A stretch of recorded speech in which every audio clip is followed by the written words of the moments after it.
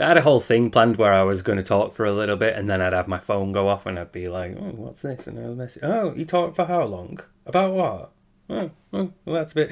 You did it again. Oh my god! Right. Well, we'll talk about that then, because I was going to address him going on about his fans, but he's done it again. He's done something that I feel like I need to talk about first, because it was Kat's birthday, and we need to talk about that.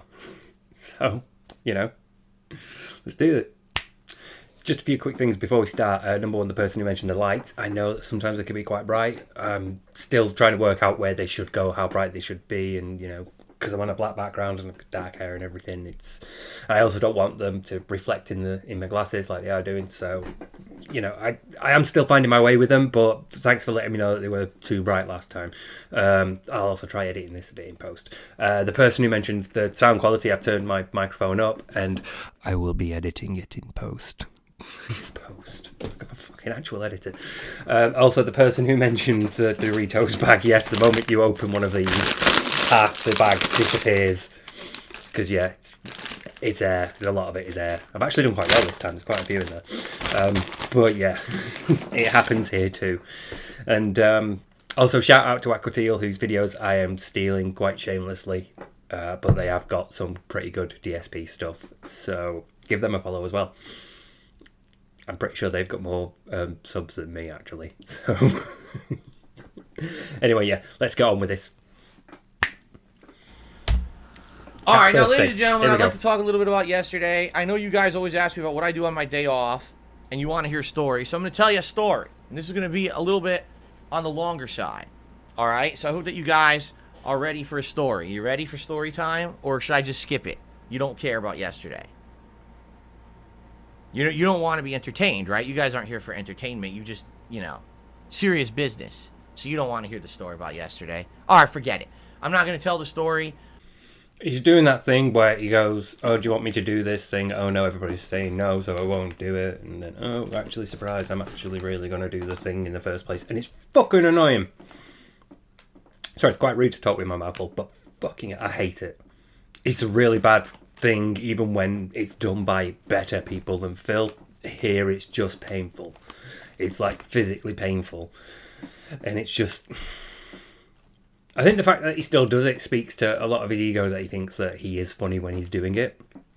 He thinks it's a really witty and original thing to do, and I hate it personally. It really annoys me. So yeah, just stop it, Phil. Just it's not funny. Stop it. No one wants to hear it. Everyone's telling me in the stream chat, just skip it. No one cares about you or your personal life or anything like that. You're a boring person. Everyone hates you anyway. Who the hell would want to hear about that, right? All right, forget it. All right, we'll skip it. Cool. We'll completely skip it, and we won't talk about it. Everyone in chat's going nuts, of course. What the hell? No, we want... What? Tell the story. All right, so here's the deal. Yesterday was a day... Kat and I specifically planned this day out to be a day that we would be able to spend the entire day together. Kat and I planned it out. Not I planned it out for my wife for her birthday. Not I did it to surprise her. Kat and I specifically planned it out together, Now, the main reason why I wanted to talk about this specifically is, to me, stuff like that sticks out because it's her birthday, and I'm going to keep coming back to that. I think, yeah, no, I probably will, because it's the big thing for me. It's like it's her birthday, and she had to do stuff for it. He couldn't plan out what he wanted to do for the day with his wife on her birthday. He couldn't make arrangements to spend time with her at places. He couldn't make surprise reservations and things for his wife. She had to be involved in the process, and it just gets to me that. I don't know why, but it does. I think it's because, people have said, "Hey, what are you doing for your birthday?" I've sometimes said, "I'd quite like to go here, I'd quite like to go to this place, I'd quite like to go for a curry." But beyond that, other people have sort of said, right, let's do it at this place at 8 o'clock, because it's my birthday. It's, it's the point when other people are supposed to treat you. It's the point in the one day of the year where you're allowed to go, actually, could other people do this for me? Like, I'm having a complete day off because it's my birthday. I feel like it's one day when you're allowed to be a little bit selfish, and a little bit, why didn't you do that for me? And the fact that she has to do things just sticks out to me. I didn't, it might be a personal thing, I don't know. But yeah, to me, birthdays are when other people should be treating you, It's like the one day when you can be a bit self-centered and not feel guilty about it because it's your day. So, yeah. Anyway. We didn't have any appointments. We didn't have anything to interrupt what we wanted to do. We even had reservations at a restaurant for dinner, specifically one that Kat had picked out. So everything was planned. Now, again, I don't know if that's, like I said, with I'd like to have a curry here. I don't know if that's her going, I'd quite like to go there. Or if that's her going, I've made reservations for us at this place at 8. So I don't quite know where to fall here. But I think the fact that she's had any sort of influence, any sort of involvement in arrangements to begin with is quite... because he should be doing that for her. How hard is it, really? It's not, is it? Think about it. Sort of like go, I know what, I'll phone this place and make a reservation for my wife for her birthday. We'll go out here, it'd be nice. And then do it. It's not that difficult. So, the fact that he's lazy about it, or the fact that he's saying, we both did it, when really it should be, I had plans. I made plans for her. I had planned the whole day out for us because I wanted to celebrate her birthday and I wanted to treat her, Doesn't really... Again, it could just be me, so let's just carry on. And yeah, I'm doing this ironically because he mentioned Doritos. I do unironically love the chili heatwave flavor. They're really nice. And we were like, we're going to have a great day out. Okay? We were hoping anyway. Do you know the saying? What is the Murphy's Law saying? If anything can go wrong, it will screw you up the butt. I think that was Murphy's Law. I think that's how he worded it. Let's talk about what happened yesterday. I hope you guys are ready for this. So first of all, in the morning, we're getting ready, and in reality, my wife, wanted to get ready, wanted to, put on her makeup and everything, and I said, well, I'll just run out, I'll go to the grocery store quick, a very quick trip, and just grab a few odds and ends that we're running low on. We didn't even really need anything. There was only one meal we had to buy supplies for to make. Everything else we still had from the previous week. But a few things we had run out. So I said, okay, I'll run quick. I went to the grocery. That was that one thing to a few things then. Like, we didn't really need much. There's one thing we run out of and we only needed a few things. It's just a little thing, but again, the whole thing with language for me and how he uses certain words, that sticks out for me. That's which one is it, Phil? Why are you being so vague and contradictory that quickly as well? And I really need to stop doing this. I really need to stop pausing so often. Store, no problem. Grabbed a few things. She's getting ready. All right. But the thing is that my wife and I don't really get a lot of time to sit down and plan stuff out. And when we do, we try to put effort into it. But a lot of times we forget stuff. So yesterday, guys, was a day that we took off. But you may have noticed something. It was not a normal day off. Normally my days off are during the week, right? It'll be like a Tuesday, a Wednesday, a Thursday, something like that. And my wife and I didn't really think about that. We just thought, oh, it's just a day off. We didn't think in our heads it's a Sunday, all right? Big mistake. Because on Sunday, it's the week. My God, he admitted a mistake there. I suppose maybe it's easy for him to admit that because everybody's done that. Everybody's fucked up and go, oh shit, it's Wednesday. I thought it was, everybody's made that sort of error in their head. But the thing with Sunday obviously is you have reduced opening hours. So yeah, that's a thing that is really sort of on them, and I want to put more on him because again, it's her birthday. You should be sort of taking the lead on this.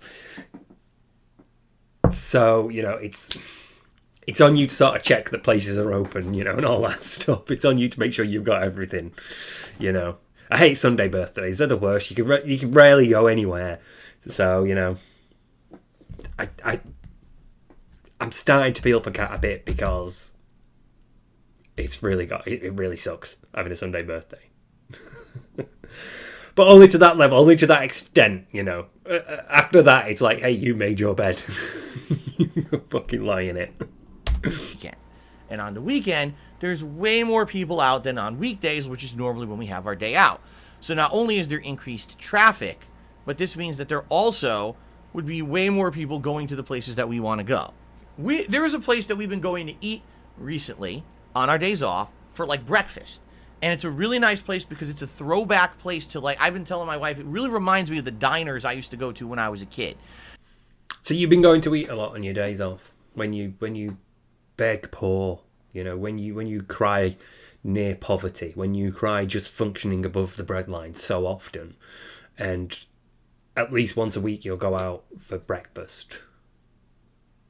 Just buy cereal, buy croissants, buy, bacon and eggs.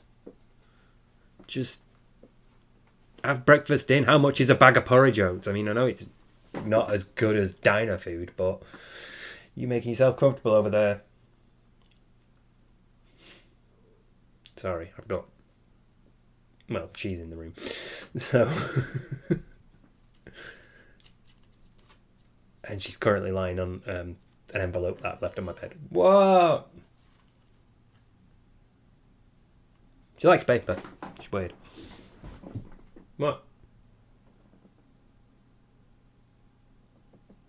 I know what you'll like, but I'm not giving it you now. You can wait for the treat. I've got stuff to do, so. I used to go to a place called Friendly's with my mom when I was a kid. My mom and I would have days out where she would just go out and she had to do a lot of shopping or whatever. Sometimes we go to the mall together, go to the movies together, and then we would actually go out and get lunch, and it would be at Friendly's. Friendly's is like an American. Seriously, she's mauling this envelope. I can see it. You're lucky it's nothing important. American-style diner where you can get all kinds of food. Sandwiches, burgers, grilled cheese, chicken, all kinds of stuff. And I liked it because it was sit down in old-style booths, and you could get shakes. They had amazing milkshakes and stuff. So I used to grow up going there. So there are places out here. There's one place in particular we've been going to recently for like the past month and a half, 2 months, on and off. We go there, and it reminds me of old-school Americana dining. Like, he's only like this when he talks about food. The way he talks about food is the closest you ever come to seeing him being passionate about something. And I know that's not a word we like to associate with Phil, but there's like an energy to his voice when he talks about food. There is passion there. He likes food and he enjoys talking about it. He enjoys consuming it. He enjoys everything about it. That's why his mukbangs are becoming a thing. It's strange to me that that's the only thing that he's truly happy about. There's nothing else in the world that he talks like this about. Even now, this is his wife's birthday. This is the day where he's supposed to celebrate the love of his life. And the most passionate he's been is when he's talking about how a diner that they go to reminds him of a diner when he was a kid because the food is like that, This is all he cares about. This is all he really truly cares about now. He doesn't sound this way when he talks about his wife. He doesn't sound this way when he talks about games or films or music or wrestling or anything else that would get you banned for talking about in chat. It's only food that makes him happy. And that's... well, it's kind of sad. I mean, you could draw your own conclusions, but to me, it's pretty sad that that's all that he really gets happy about. Oh, I love you so much. Old diners, all right? We love this place. We love it. The value for the food is great. The food is outstanding, at least per American standards. It's not gourmet food, but it's basically if you like American diner food, you're gonna like this place. So anyway, we've been going there, and we said, well, we want to go there to celebrate my wife's birthday. She loves it so much. But we're so absent-minded, we're not thinking, oh, it's Sunday. We drive there, the entire place is full.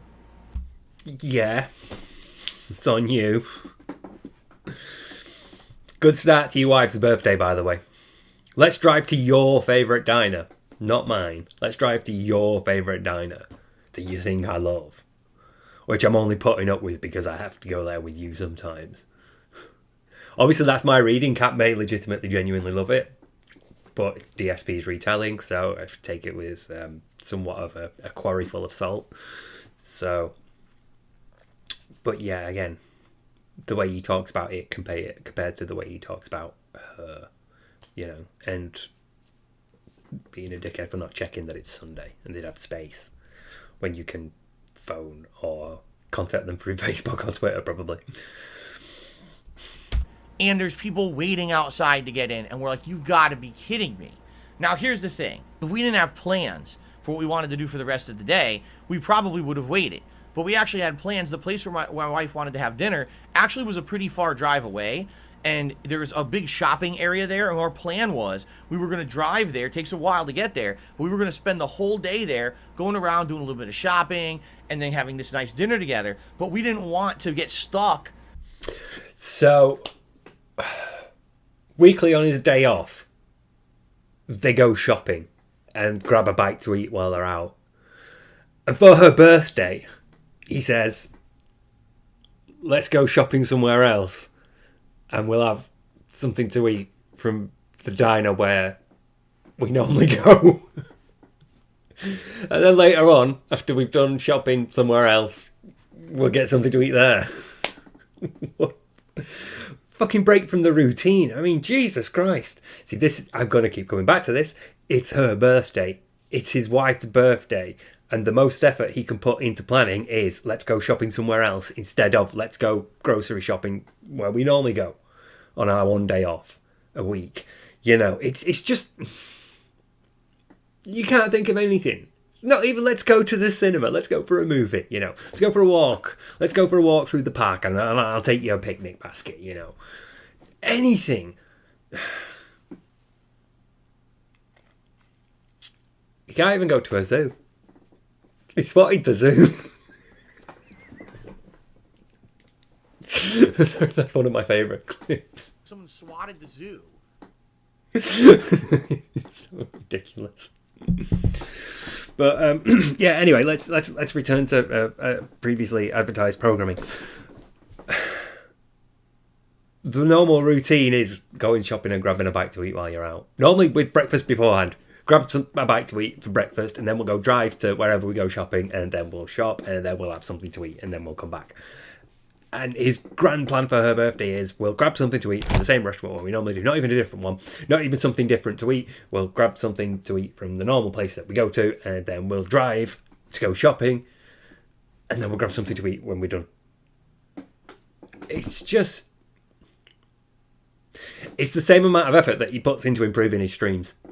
Isn't it? It's the same amount of effort that when people say, hey Phil, how about doing this for a special thing? Now we'll just have another retrospective event.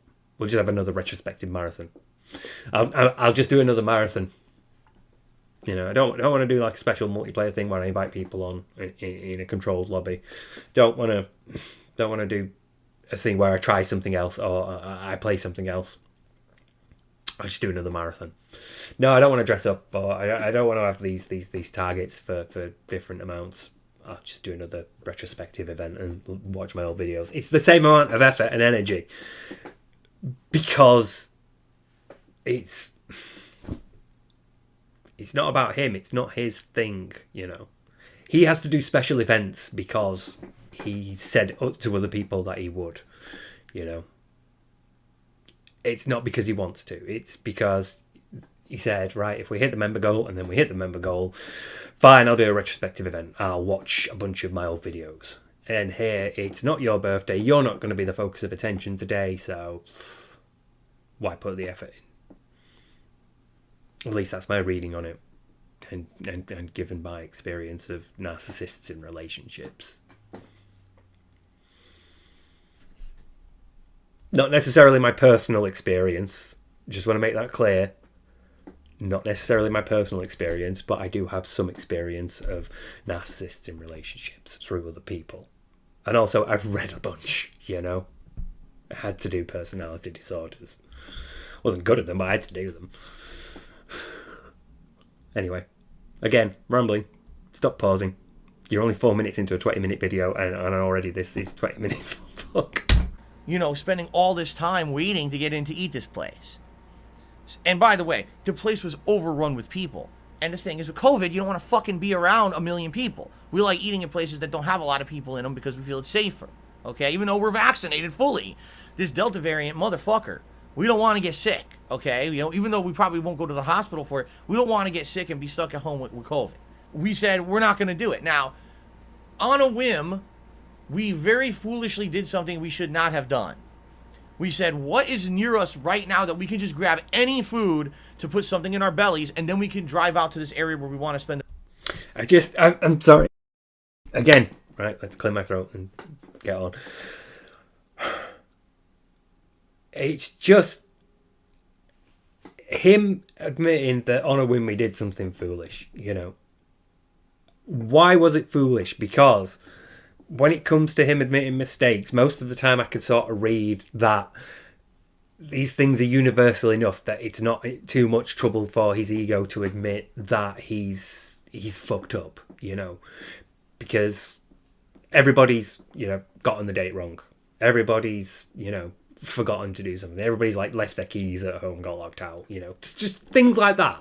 Universal things for narcissists are not too difficult to admit to because they are universal, and so they're not that much of a threat to the ego to admit fallibility. But here it just feels foolish because we know what's coming next. Here it seems like a retrospective thing. Here he's saying this was foolish because I got bad service. Spoilers, I got bad service, you know, at a Burger King. It's not...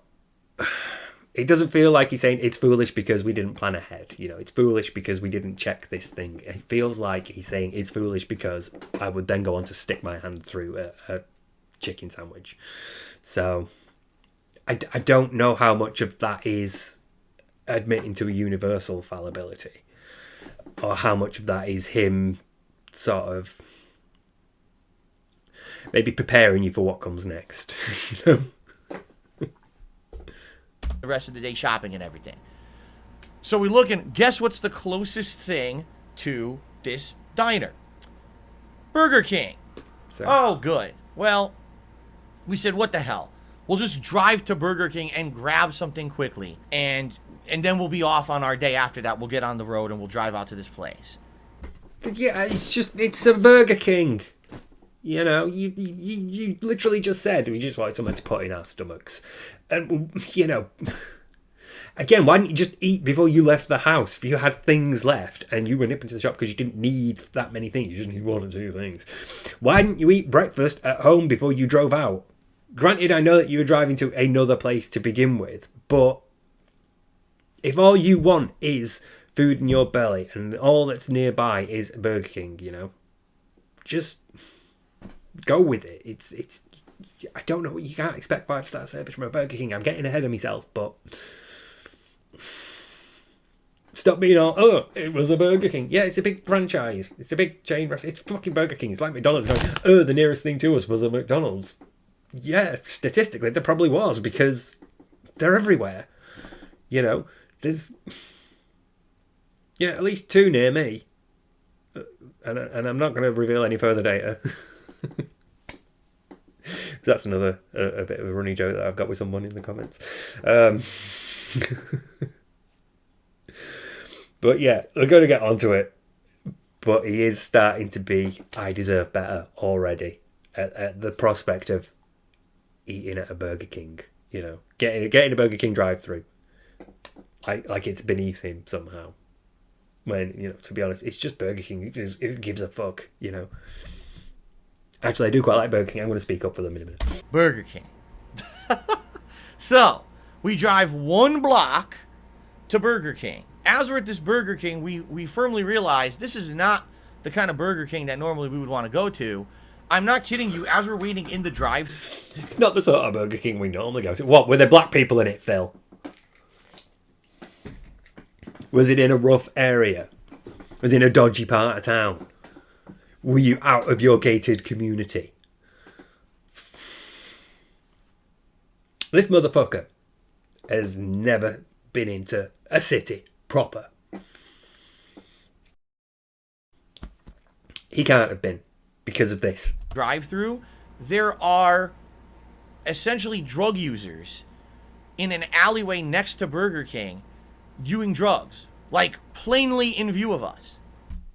Right. Now, my speciality when I was studying for forensic science is drugs and addiction. I wrote my dissertation on the experiences of people who've worked with substance users. You can't interview substance users themselves.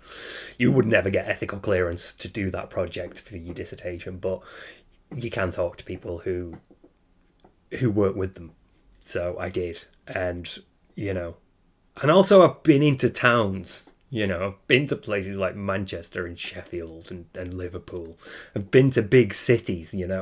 That people using drugs in public is not that shocking of a thing anymore. Maybe it's just me. Maybe I'm new to it now, but it's like homeless people use drugs because they have pretty shitty lives, and one of the things that helps them take the edge off is drugs.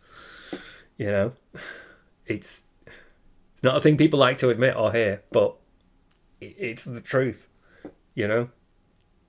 and the fact that he's so shocked about it, to me at least, says that, again, he's not been out that much, so it's not a common thing for him to see. Whereas when people have been into big cities routinely or regularly enough to have seen enough of the lifestyle of people in the city, homeless people and drug use becomes a bit more commonplace. So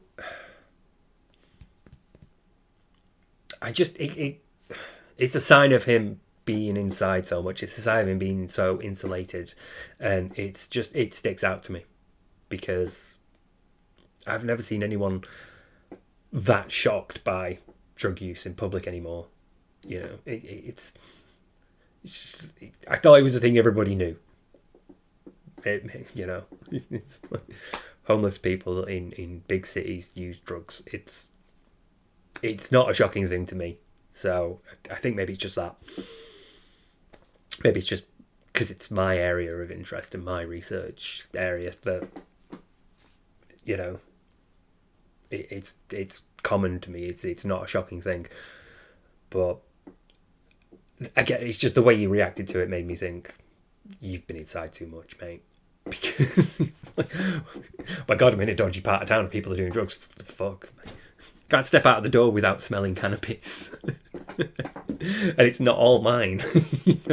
So this shouldn't be a shocking thing, and the fact that it is just speaks volumes to me. We're staring at them like, that guy's shooting up. Yeah. Right in front of people at Burger King. Yeah. People are shooting up. Like, oh, this might be a problem. Well, we better just get our food and get the hell out of here. So why is it going to be a problem? Just get your food and go. Fucking leave them. They're perfectly content to do their drugs if you leave them alone, and in return you can get your food and fuck off. So we order. Now, what did we order? My wife. I know what you're thinking, and don't worry, I will be coming back to this in a bit. Wanted to get a original chicken sandwich. About food. Combo. She likes the original chicken sandwich at Burger King, so she ordered that as a combo. I ordered something that I hadn't tried yet, the Chiking chicken sandwich. They have a new chicken sandwich at Burger King, and they have 2 varieties. They have a regular, which is like lettuce, tomato, onion, and mayo, and then they have one that's the spicy version, which is supposed to have spicy sauce and some other kind of sauce on it or something. We order, and we drive to a safe area. We get the fuck out of there. Seriously, we get the fuck out of there. So the sum total of that story is, I went to Burger King, And we ordered. And we left. That's it. But he's told you it's stuck in his mind because they were drug users. It was in a dodgy part of town. There may have been non-white people there. I bet it's that. I'll put money on that. It's like he can't say it, obviously. But, you know. Wrong way. Nigger. I love that clip as well. And we're like, let's eat somewhere safe quick. Because the thing is, Burger King doesn't have the doors open. Now, we don't know if they don't have the doors open because of COVID or because there's fucking druggies in the alleyway next to them shooting up. Maybe the fucking druggies. Yeah, fuck you, Phil. There's still people. There's still people in shitty positions just trying to make it through another day.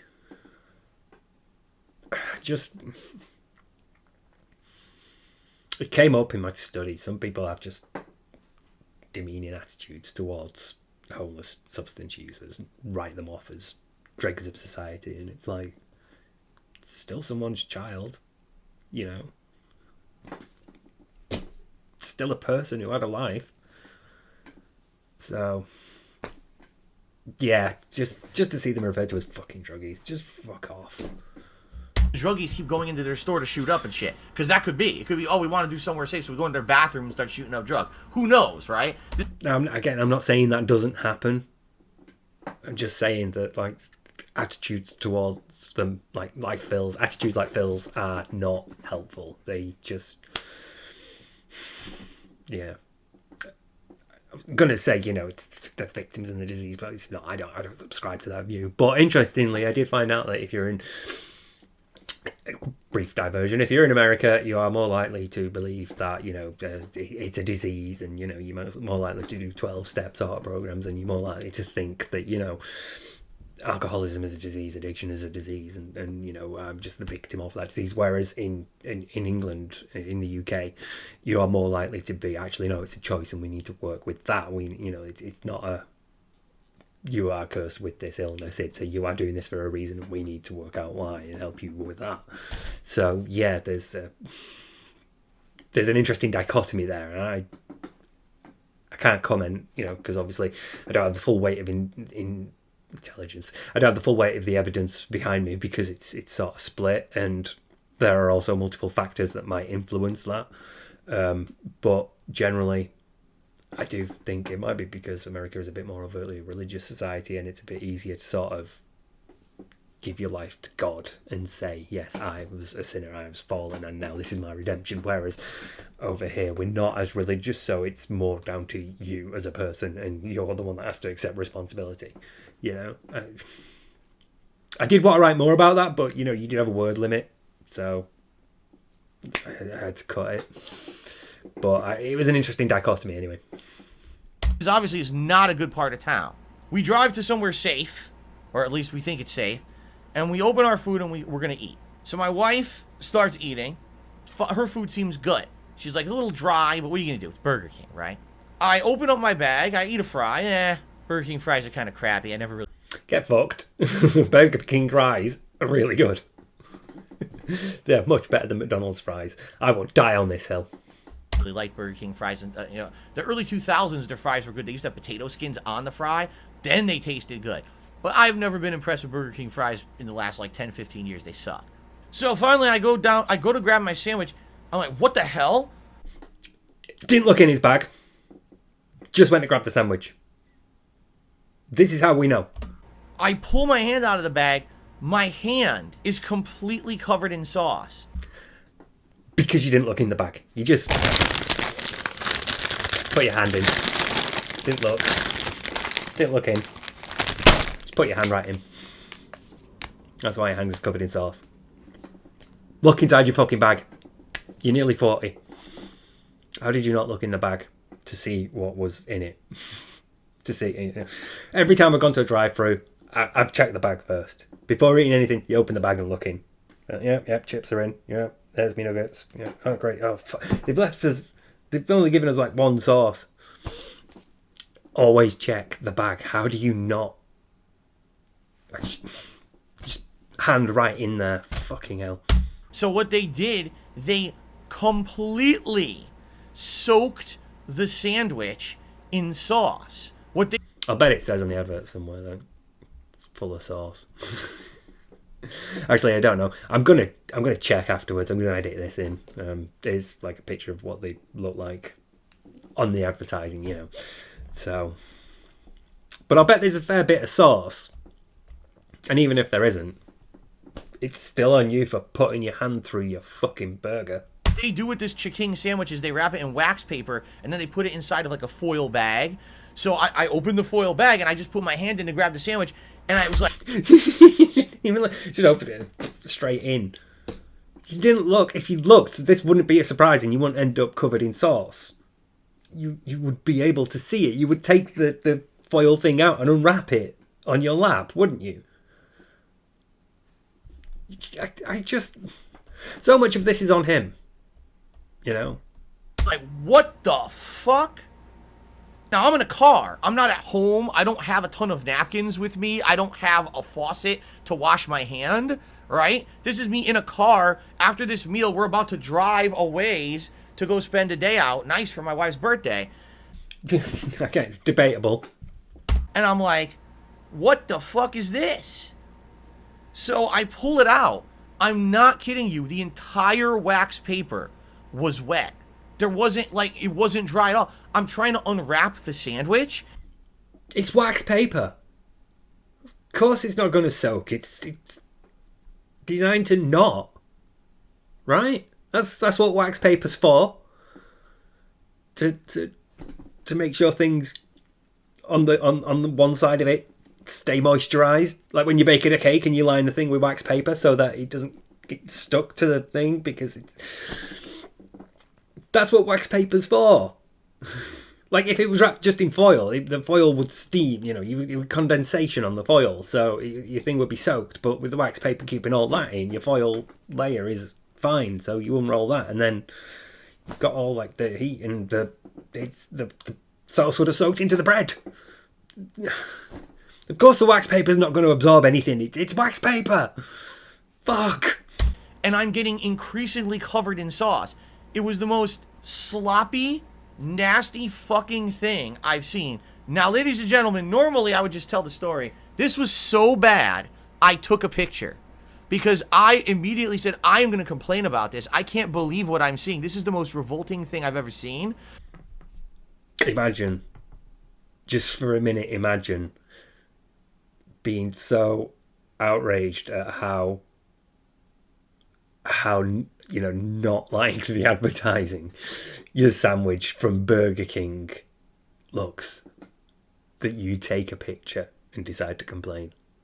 And it only looks like this because you've just put your hand through it. Your hand is covered in sauce, and you look at the sandwich that you've just squished your way through. You think, that looks horrible. I'm going to take a picture and complain. We've all like ordered a burger or a fillet of fish or something from McDonald's, and it's come a bit splattered, you know, and we all opened it and thought, oh well, fuck it, oh well, you know. We've all ordered like a shitty sub from Subway, you know. It's not a universal thing, and the fact that he makes a big deal out of it, again, to me, the narcissistic trait of arrogance and ego, he demands better. He has unrealistic expectations of the services that other people provide to him. He is dark side Phil. He deserves a better burger than this. He deserves a better sandwich, you know. And he's so offended at having a subpar sub. I'm proud of that one. I probably shouldn't be. He's so offended at this thing being shit that he's taking a picture and he's going to complain. This has ruined his wife's birthday. By the way, Kat's crying now. She's crying in the passenger seat. No, it's not the passenger seat, is it? It's because he's on that side, isn't he? Wait, let me see the picture. Either he's driving. Oh, she is. Let's see. So I have a picture for you. That was the sandwich that they gave me. I think he's on the driver's side. I think that looks like the dashboard, so he would be on the driver's side. Yeah, okay. So I'm wondering if she had to go in and get it, or, you know, I think They'd have gone for drive-through. They'd have just passed it through the passenger side, wouldn't they? Not again, the driver's side in America. Like, I can't drive here. Flipping everything over in my head is even worse. Give me a break. I'm British. You're seeing right now Right, is what they gave me. Right, again, okay. That just, it looks like one that's gone a bit squishy because they put on a bit too much sauce. But again, I want you to remember, he's put his hand through this first. He has just gone squish right through the middle of it and got covered in sauce. And it looks like that because he's gone, what the fuck? I'll bet it looked all right before he did that. That sauce has gone everywhere because of him. That bun is misshapen because of him. It looks a bit squished and splattered because of him. And his fat, greasy pig trotter's going splat. Burger King. Yummy! It looks like it came out of someone's asshole. It looks like someone who had a giant festering zit popped that fucker right onto the sandwich. That is what they gave me. Freud proposed that you should have outgrown this stage. You know, by like 8 years old, you should already have passed the fecal obsessed stage. Why is it always shit first? Why is it always shit? Again, it probably looked okay before he stuck his hand through it. It looks like that because he's put his hand through it. I want people to remember that because it's him being at fault. You know, he did that. He is why that looks shit. So, but for him to get righteous about it is a bit hysterical. Seriously. Burger King. Oh my fucking God. I mean, do I even have to describe it do I even have to say another word about it? So, I couldn't eat it. I mean, I'm not even kidding you. That bun is covered in sauce. Like, everything I touched, I got sauce on me. I just couldn't. How was I supposed to eat that? Do you still need a bib? I've not watched the mukbang bits. Does he wear a bib? Because, I mean, that much mess again because of you. It looks like there's sauce everywhere because as it's been unwrapped, he put his hand through it and then pulled it apart. So it's smeared, you know? Probably like an okay sandwich. Again, he's going to go on about the sauce in a minute, and I feel like it's a case of that was probably like it looks like either sweet chili and mayo or it's barbecue and mayo. You know, it's one of it's a spicy sauce of some sort. It's a brown or reddish brown sauce and mayo mixed in. It's on top of chicken in a bun. You know, is that lettuce or onions in there? I don't know. Looks a bit like onions. Could be peppers, I don't know. There's something else in there as well, probably lettuce and onions. And they've probably just gone like that. And then splat and gone. Because it's Burger King.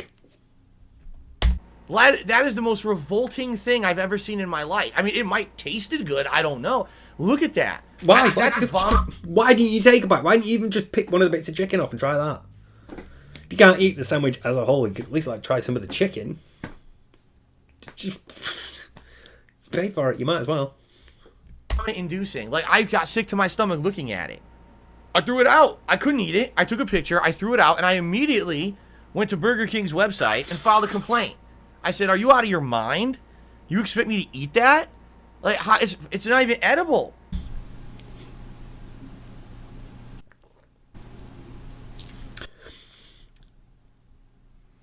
I don't know if you'll be able to hear this, but the cat's snoring.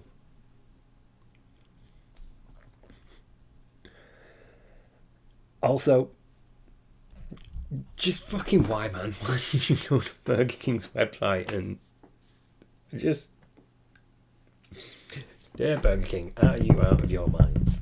Have you seen the shitty service that I got in one of your restaurants? This sandwich looked horrible after I put my hand through it and got covered in sauce. I demand reparations. I demand justice. Dark side bill.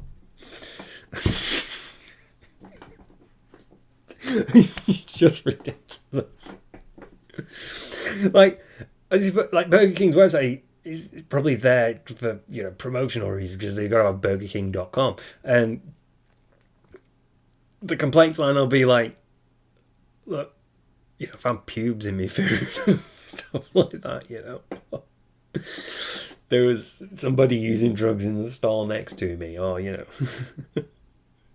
somebody held up the office and I got shot because a stray bullet fired out through one of the doors and pinged off something and hit me while I was sat in a booth enjoying my Whopper. And just, it's not for, look, the food I got from the drive-thru looked a bit shit because I squashed it. Again, I can't stop appending that. It's his fault.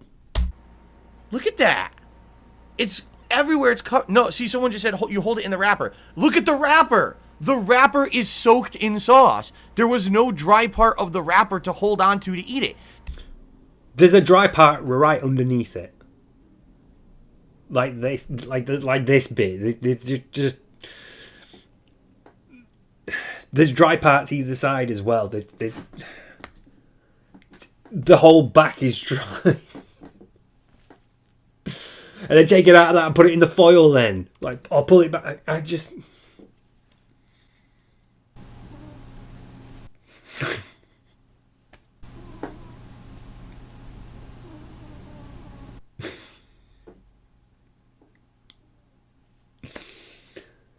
I'm amazed she's not waking up.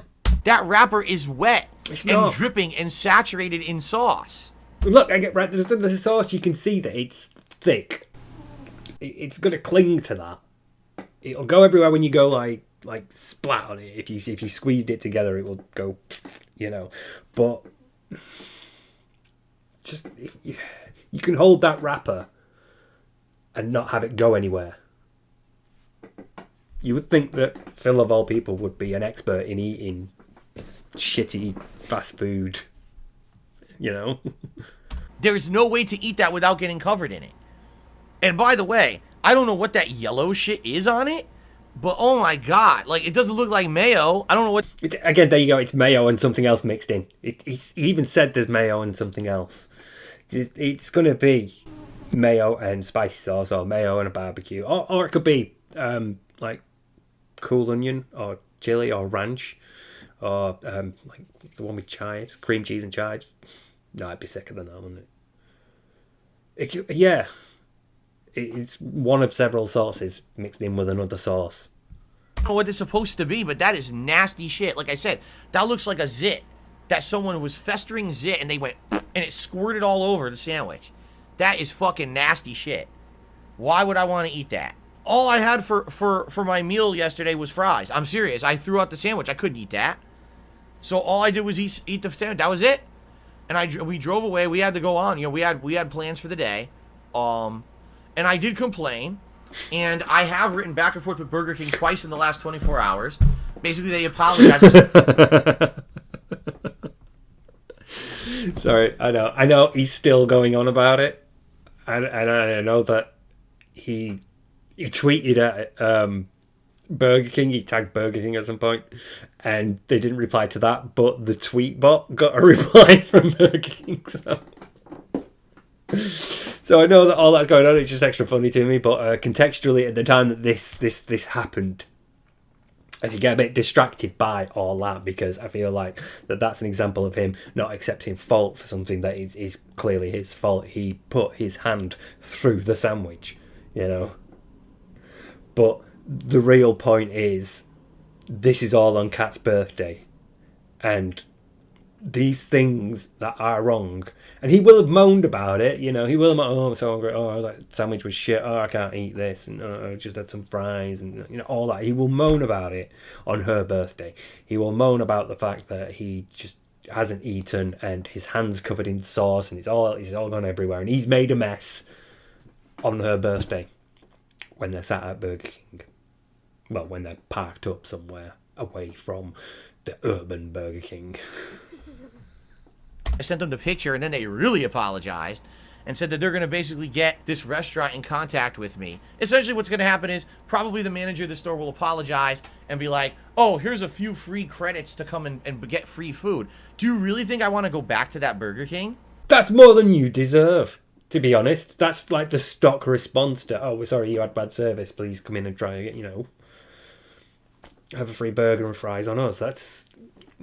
That's normally how it works. They try to win back your custom by offering you something for free and proving that it's not always shit. Yeah. So, yeah, they are kind of hoping that you'll come back and try again. That's why they're offering it you for free. If they didn't want you to come back, they'd tell you, piss off. So, to be honest, it's more than you deserve. You ruin your own food. You ruin your own sandwich, and they're offering you a free one. Fucking take it, man. Really? Do you really think I want to go there? Where number one, I have to see people shooting up while I'm buying food, and then I have to try to eat that. Like, are you out of your mind? So even if they give me free stuff, I probably aren't even going to go there. I hope if they do give me anything free, I hope they give it to go to another Burger King that's a better one, because that place is fucked. Seriously. So then we leave, and we're off on our day. Okay. The good news is we did have a lot of fun. We ended up going to a few stores and things that normally we wouldn't go to because they're not in our local area. It was further out drive and everything. We had a nice day. The weather was fucking hot. It wasn't supposed to be. The weather claimed that the high for the day was going to be in the low 70s. It was in the 80s. Full sun, fucking 80s, sweating our balls off out here because the car was so goddamn hot. He reminds me of Big Ed from 90 Day Fiancé. So now all I'm seeing is DSP sweating his tits off, complaining about the heat, while she stood there going, it's fine. This is crazy. I am dying. I'm like so hot right now. I need aircon. I need air conditioning. I want to go. Secondly, do you want to bet that because this is further out, he didn't check the forecast for that area? He checked the forecast for where he lives, and it said 70 degrees. Okay, cool. And then you drive a few hours away from that.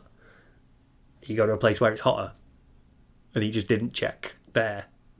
That's what that seems like to me. Because it was hot as shit outside. It was just like, oh, come on. It figures that our day out we planned for Kat's birthday ends up being insanely hot, and we're sweating. But you could do about that.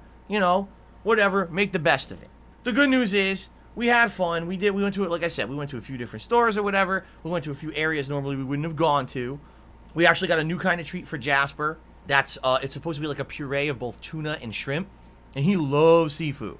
Like whenever we eat food, if we order seafood, oh my god, he goes crazy. He'll jump on the kitchen table, he'll sniff it. Oh. Hey, you meow then.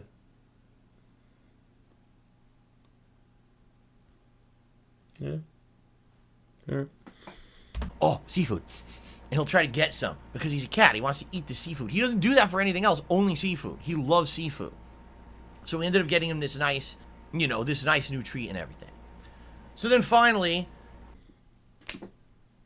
on your birthday, wander around a mall, visit a pet shop. You are awake. Yeah.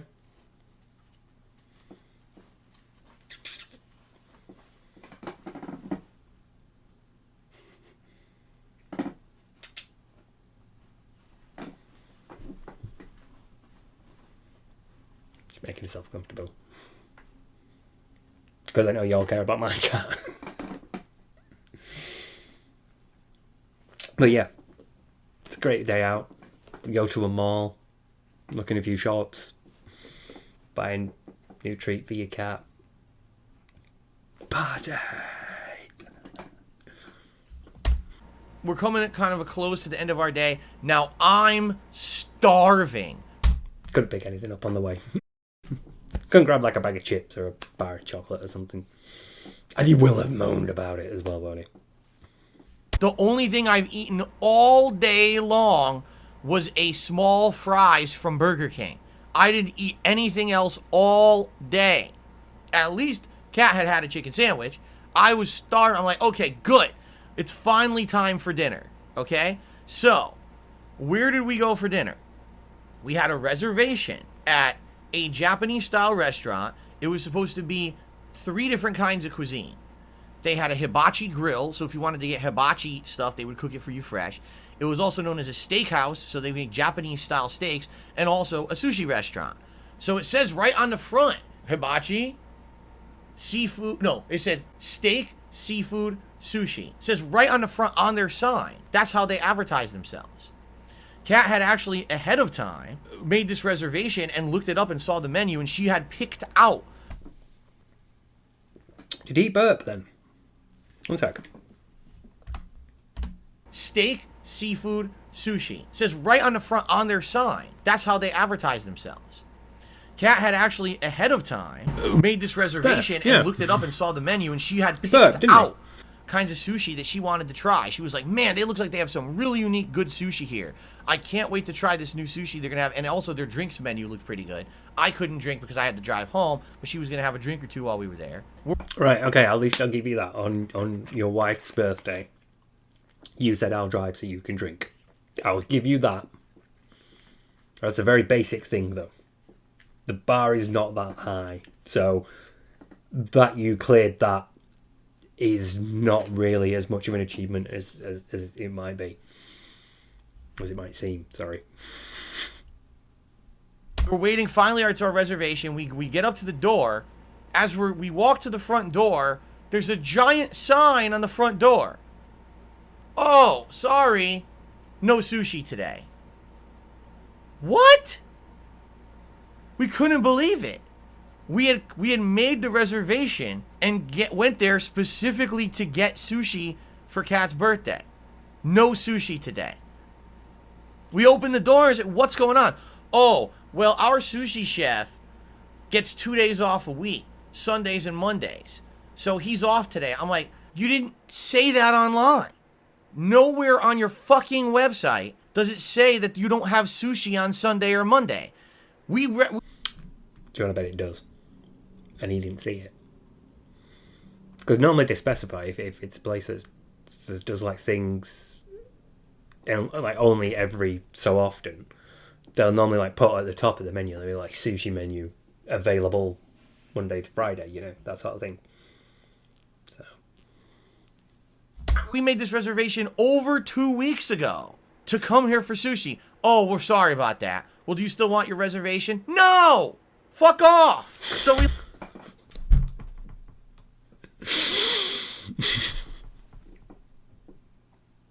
You've personally aggrieved me, so fuck off.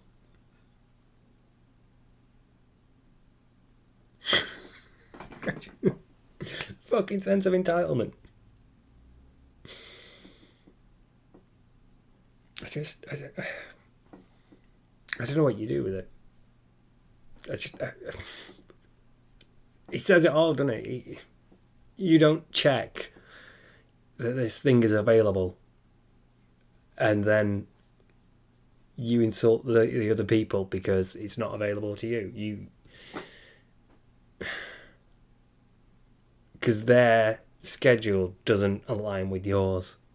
You know, you came for sushi on this day, but this guy has Sundays and Mondays off. You came for sushi on a Sunday. Fuck you. You know, it's it's your fault for letting him have the Sunday off. Fucking mental. So that's another aspect of her birthday ruined. Because one of them didn't check that it was available. Left. And Kat was very upset. And I don't blame her. We had done all this stuff planning this special day out for her. The first meal is ruined. And now the second meal is fucking ruined. So what did we do? We thought about what we wanted to do. And she basically really wanted sushi. I said, well, at this point, now here we are, way far away from home. I said, the only thing I could think of, we could do one of two things. We could try to find another sushi restaurant in the area, if there's any that are even good. Or we could go to a sushi restaurant we know we like, or we can go home and order. So first of all, we tried to search the area for a sushi restaurant. The only one in the area is this place called Trappers. But Trappers is more fast foody, meaning there really is no sit-down dining. All there's a bar you sit at, and they have this one of those rotating conveyor belts, so you can just grab sushi off. It's not like made for order or anything. And I was like, that's more like you want to go there for lunch or grab something quick. That's not like you're gonna sit down and have a birthday dinner at Trapper Sushi. You know what I'm saying? So then we're like, okay, why don't we go to the sushi restaurant that's near our house that we normally would go to anyway, but we wanted to do something special for her birthday. I guess forget it, we'll just go there. We look it up, closed on Sundays. So we don't even have the option to go to our usual place for sushi because it's closed on the day that we have off for her birthday. Those bastards. How dare they close on Sunday? How dare they close on the one day off he has? Come enjoy a culinary adventure with Darkside Fit as we explore new and unique cuisines together live on stream. Except Sundays. Seriously though, it's like it's the unrealistic expectation of other people and what they provide to you, whether it's in a personal relationship or a business relationship or a transactional relationship like this. You know, it's the one day I have off. My wife's birthday, it's a Sunday, and you're not serving the food we want, and you're closed, and this is your fault, not mine for not checking that these places would be open and this thing would be available. You know, especially not double checking. So I go, oh, do you want fancy sushi? Yeah, all right, yeah, I'll book us a place at that. You know, I'll book us a table at that place. Yeah, just make sure. Oh, they don't do sushi on Sundays. Fuck, where should we go? 2 weeks before you. 2 weeks. You've had 2 weeks. Also, yeah, that's a blister. I was playing bass and yeah. Anyway, 2 weeks to double check that, you know, your sushi would be available, your place would be open, and everything's fine. 2 weeks to get it sorted. And see, again, this is the bit where I want to assume that this is him, that Kat, when he says, we planned it together.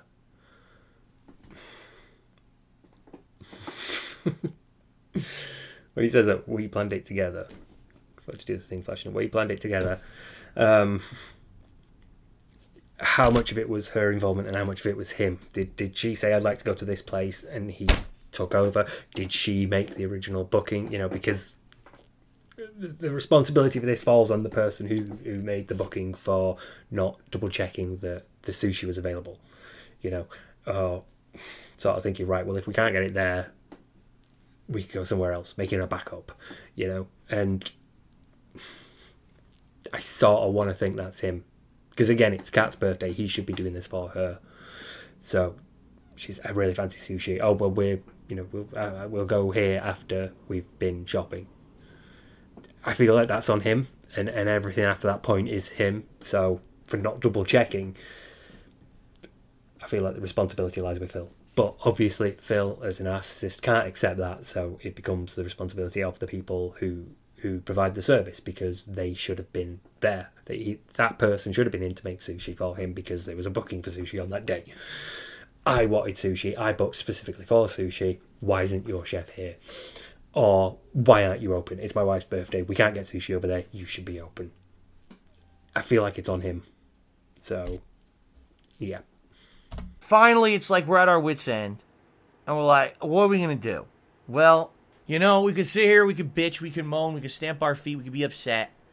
You know, we could be a bunch of Karens. Or we could try to take the lemons, make the lemonade out of the lemons. So I said, we're going to go home really quick. And I drove us home as fast as I possibly could. I broke the speed limit a couple times. I actually broke the sound barrier a couple of times, I'm sure. Actually, I'm kidding. I didn't break the speed limit. I'm actually... contrary to popular belief about how I drive in video games, I am one of the more conservative drivers out here. The drivers out here are out of their fucking minds. Like, we're driving on a road. I'm not familiar with the road. Like I said, we're away from home. It says 40 mile per hour speed limit. So I will drive like 40, 45. We got people... 40 miles per hour, I will drive 40 to 45. So you are breaking the speed limit. If you're driving at least 40, and then 45 is just your maximum, those are all over 40, you know. 41, 2, 3, 4, 5. You're not breaking the speed limit. I don't break the speed limit, I just drive 5 miles over it.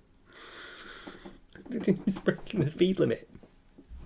People flying by us going like 70 miles per hour. Just because you're not going at like 75 doesn't mean you're not breaking the speed limit when you go 45 in a 40 zone. You broken the speed limit, you fucking numpty. On a regular road. This isn't a fucking highway. These are regular roads. And by the way, the roads where we were driving on were very narrow with no guardrails on them. So if you drive off this road, you're driving off into the woods. It's like... Most normal roads don't have guardrails on them, do they? Statistically. I'm assuming when he says normally means inner city, you know. Besides, you want to see it in England. If you think it's narrow there, you want to see it in England. These people are out of their minds. We get home as fast as we can. Jasper's happy to see us. We give him his treat. So what are we going to do? I said, well, there's this Japanese restaurant we have been ordering from recently and getting delivery at home. The sushi that... There's a lot of ordering going on, isn't there? There's a place that they order from for breakfast. It's a place that they've ordered from recently. It's Japanese. They've recently ordered a curry. Recently ordered Indian, yeah. There's a lot of burger places that he's ordered from as well. For someone who cries poverty, for someone who asks for your donations, for somebody who wants your tips, not super chats, because he gets tips quicker, he orders out a lot. They've been trying a lot of places recently. We've tried from there is good. The problem is the delivery sushi isn't great. It comes and it's warm. It's falling apart by the time it arrives because it's delivery. You know, you order anything like DoorDash or Uber Eats, you're not getting it for 30 to 45 minutes after they already made it. So it's all been kind of sitting there. So what we want to do is, well, let's do it anyway. So we ended up ordering like 3 kinds of sushi from this restaurant, and it was pretty good. Admittedly, one of the sushis was outstanding.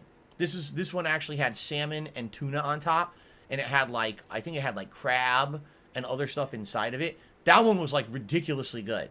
And normally I'm not one for eating raw fish, but this was like, wow, the flavor was outstanding. One of them was really basic. It was 2 things again. 1, isn't raw fish actually sashimi, and sushi can be cooked? And 2, again, he's talking about food like this. The passion in his voice, the amount of care, the amount of reverence that he has for just how fucking good this sushi was.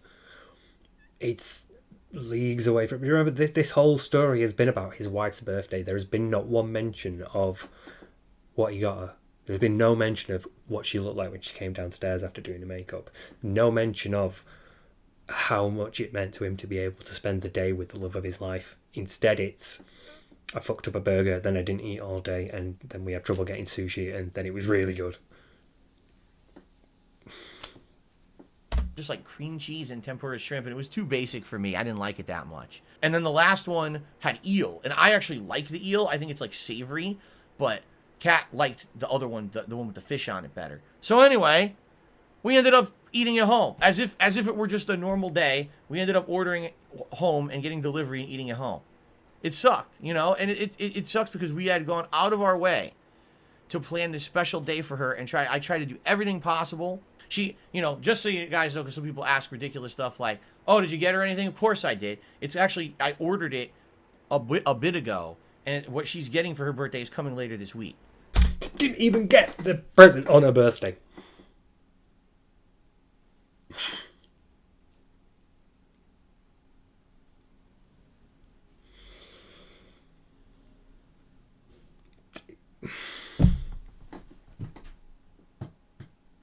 I need to have a break.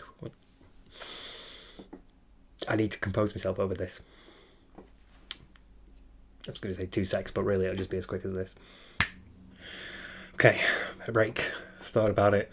I need to process it, because this is basically the reason why I'm doing this video in the first place. This is the love of your life's birthday, and you didn't even order a present early enough for it to be there on the day. She's married a man-child. She's married a man who doesn't really go out or do anything like normal people do, because his life is so dictated by the stream and the trolls. And fair enough, you make your bed, you lie in it, I get all that. But like from this point on, and I don't want to say I'm, you know, I don't want to say I'm pro-cat, as it were, Apologies to my mate, Kat. I'm not very familiar with Steve. You can't blame me for forgetting that he's a person that exists. Wow. I totally can. No, I need a better weapon. Wow. Nobody cares about your opinion, Steve. I mean, DSP's Kat, obviously. Not Jasper, I mean Kat, his wife. But at this point, I think it was a member of the SOK, and they were talking about after Phil had talked on stream about Liana having the panic attack and I guess a nervous breakdown. It probably was. It's probably underselling it. After she had the panic attack and he did that stream, and I think it was SOK. It's in Secret's 2016 video about DSP, so I'll find the clip and I'll put it in a minute. But they basically said, Liana, it gets better than this. Liana, if you ever hear these words, it gets better than this most anywhere. You deserve better than this as a human being. You know, and this is the bit that I feel for Kat. This is like, for your birthday, your man-child husband drove you to Burger King, complained that he put his hand in his sandwich and got covered in sauce, and that his food was shit, and that all he had to eat all day was a small portion of fries, and somebody didn't check that your sushi was available, so you didn't get to go to the restaurant you'd booked in advance, and you ended up having to have takeaway from home, and you didn't see your family or your friends. He didn't mention like, hey, she spoke to her friend. Yeah, she spoke to her mum, you know, and didn't even get a present. Your present hasn't been delivered yet, which, given how fast you can get things delivered nowadays, means he ordered it incredibly close to her birthday. And that's usually the sign of somebody who does that because they've not really thought about it until really close to the birthday. Everybody's had a, shit, it's their birthday, what do I get them?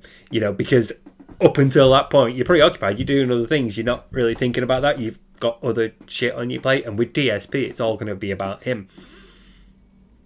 It's going to be about, what was it then? It was him and his fans. He was still ranting about his fans and the support and stream attendance and all that sort of stuff. And he was still going on about how, you know, those rants being leaked because they were between cuts for YouTube, and he was still going on about it. And so, you know, he suddenly realizes, oh shit, it's my wife's birthday tomorrow. You know, it reads like that to me. And so I feel like the shittiness of the day and the fact that you didn't even get a present on the day just makes me think like Kat, you can do better than this. You know, somebody who loves you enough to want to marry you would not do this. They would have planned better. They would have your present. They would make you feel like a queen on your day rather than complaining about the sauce that they've got on their hand. I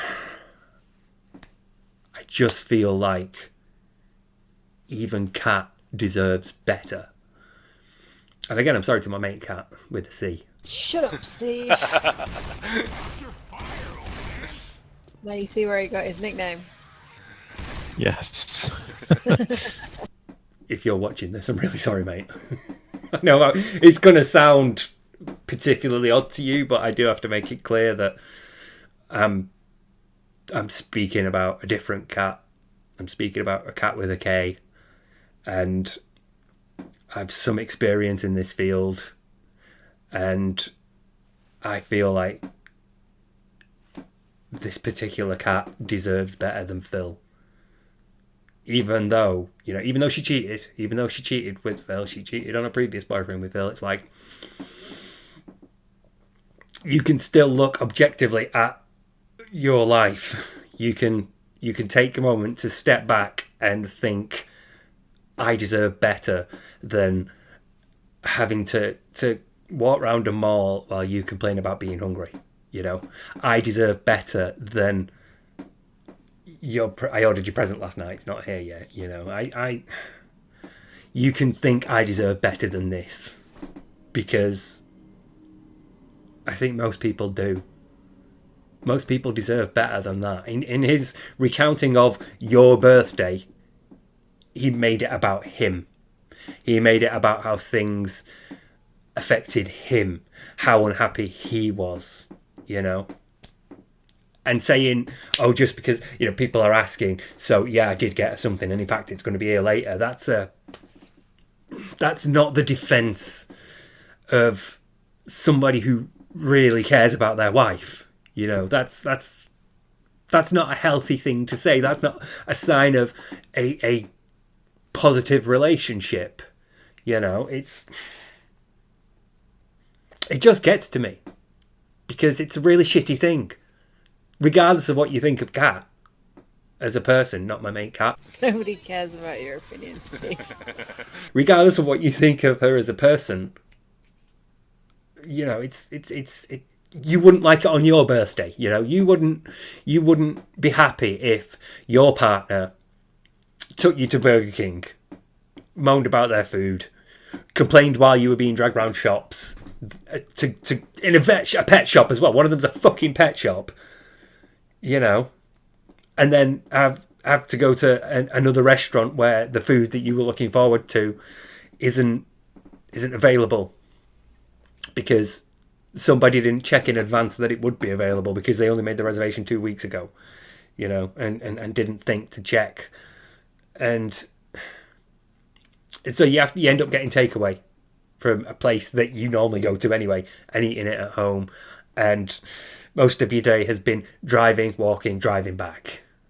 And you don't even get a present. You'd be pissed. You'd be upset. You'd be annoyed with your partner, you know. Especially if they were your husband, you'd be rightly offended and upset by the apathy that they have shown towards your day, you know. And so yeah, so I all I could think is, Kat, you deserve better. And if somehow you do end up seeing this, you can get better. You deserve better, and there is better out there. You don't have to settle for Phil, you know. Can't have me. Fuck off. Enough problems with people called Cat. Again, not my mate with a C. I still owe you a kick, so we're very private. You do. You absolutely do. That's absolutely fair. Still holding on to that one. Yeah, save it. Save it until Like you're fucking 80 or front of something. it for as long as I get. But just yeah, that's I can't put it any other way. I just keep thinking about that clip of the person from the SOK. I didn't really pay attention to the SOK. I was a bit like Tevin in that regard. I was just like, nah, I don't want anything to do with you. So I wasn't really part of it. But that clip of her going, Leanna, you know, it gets better, is just all I could think when I get to this bit, and especially now because he's just said a present wasn't here, and it's like the one thing you could have done. Didn't even give her breakfast in bed. Didn't even make like a bowl of cereal, some toast, bit of orange juice, and take it upstairs to her. You know, no mention of a card, no mention of presents beyond, yeah, it's on its way. Didn't take her for a walk, didn't take her to a cinema, see a movie.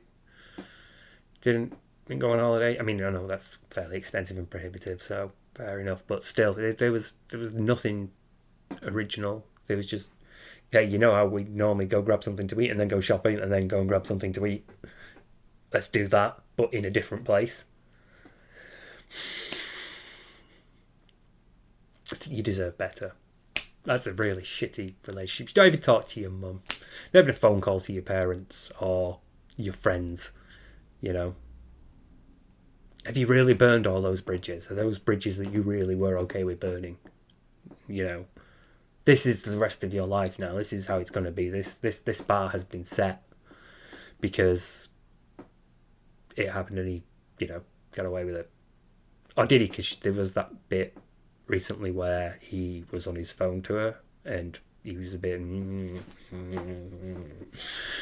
people were like, oh, is it about money? Is it about work? Is it about gym?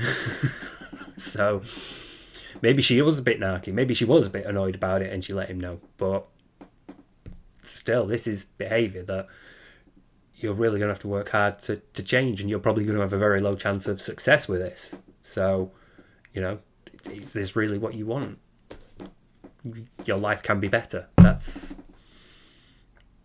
all I have to say about it. So let's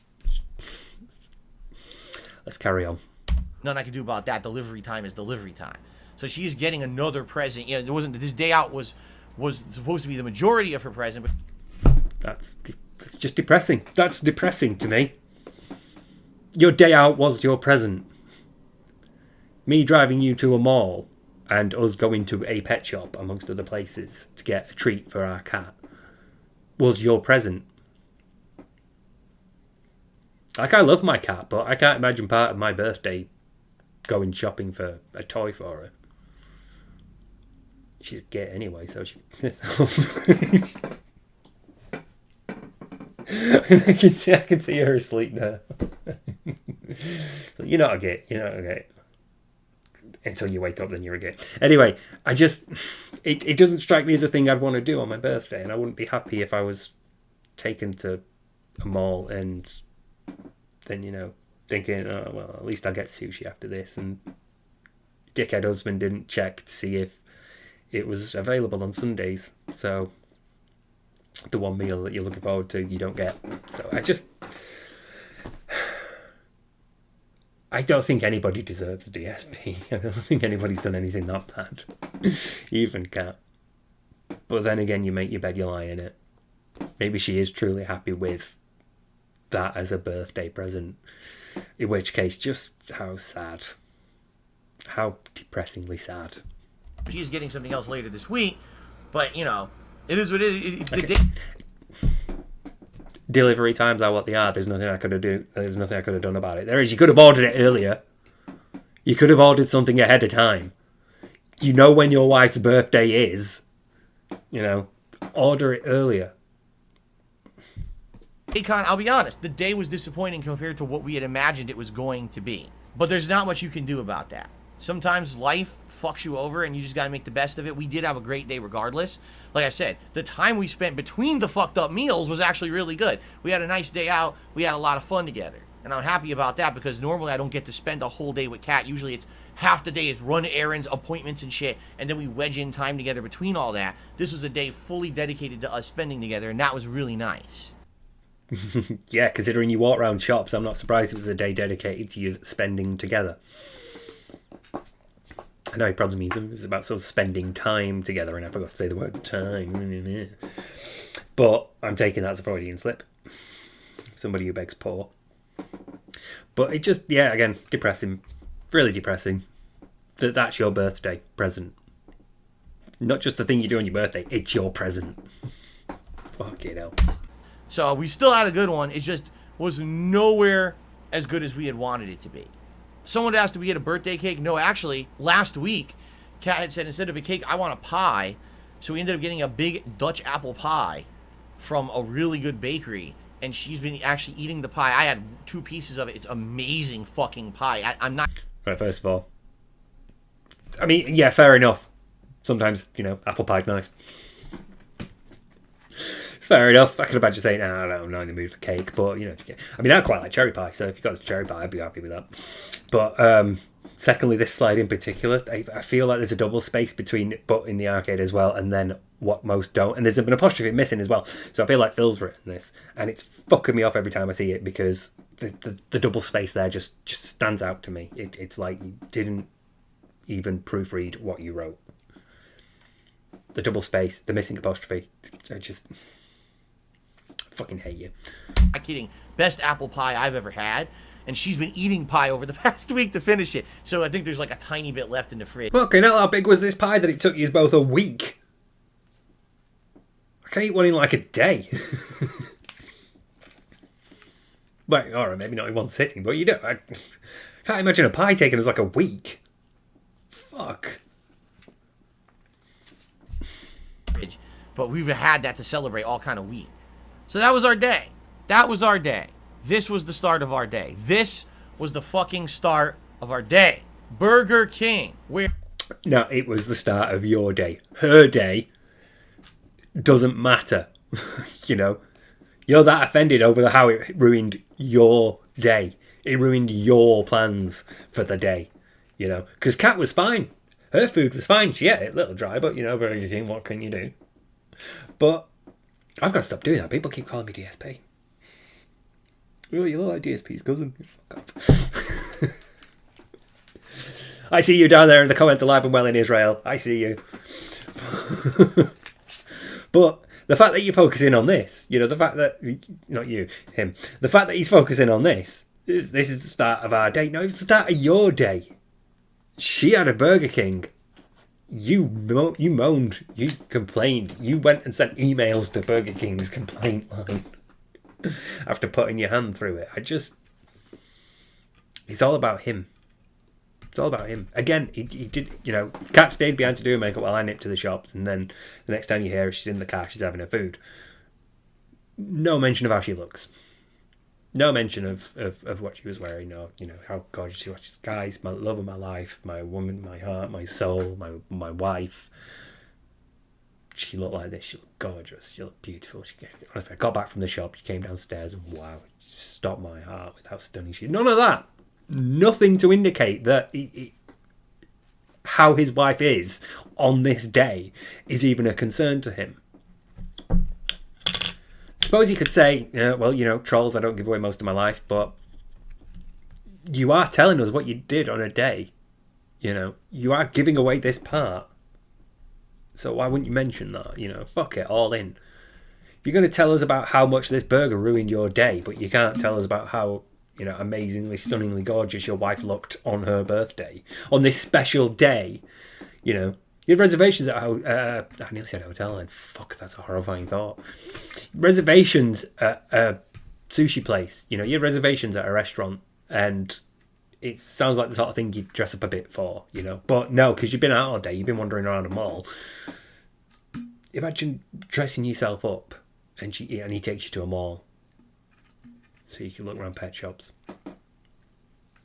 You know, they looked at other shops. You know, they looked at like game shops and stuff. You know. They went and looked at DVDs. They went and looked at like your HMVs or your CEX's equivalent. There'd be nothing that she wanted to do.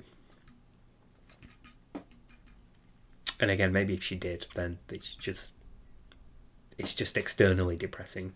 But if she didn't, it should be internally depressing. It should make her think, hang on a minute, I deserve better than this, because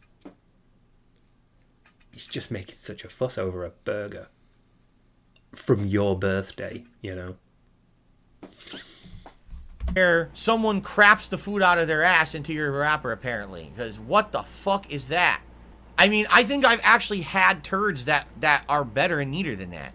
Actually, most of my turds are neater than that. That's just fucking something else. Again, by Freudian standards, you should have passed this stage years ago.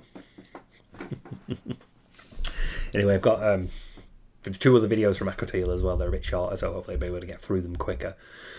But yeah, I also need to talk about them. So let me load up the next one, and here we go. Next video's up. Snort Shorts. DSP is still going on about Burger King. You want any updates in regards to the BK sandwich monstrosity? Well, first of all, if you're not aware what he's speaking about, he's actually speaking about this right here. Okay? This is a sandwich that Burger King actually gave me on Sunday of last week. That was, what, 2 mouse clicks? No, 1 mouse click. He's got that picture still on standby because he means to talk about it more. Why else would you have that picture on standby? Why else would you have it so like easily accessible? Grow up, Phil, for fuck's sake. It's a Burger King sandwich. I filed a that you put your hand through. Complaint Sunday night. They emailed me back a bunch, and during about midday Monday, they said that the franchise would contact me back to talk to me about the issue and have a resolution. As of today, that didn't happen, so I emailed them back again, the support email, and I said, just so you know, the franchise didn't respond. I get the feeling that they're ignoring your request. So they said, okay, we're sorry about that. We're going to try again. Let us know if you hear from them. So if I don't hear from them by this time, I'm just going to tell them it's obvious that franchise doesn't give a fuck about the quality, and you should basically punish that franchisee for being a scumbag.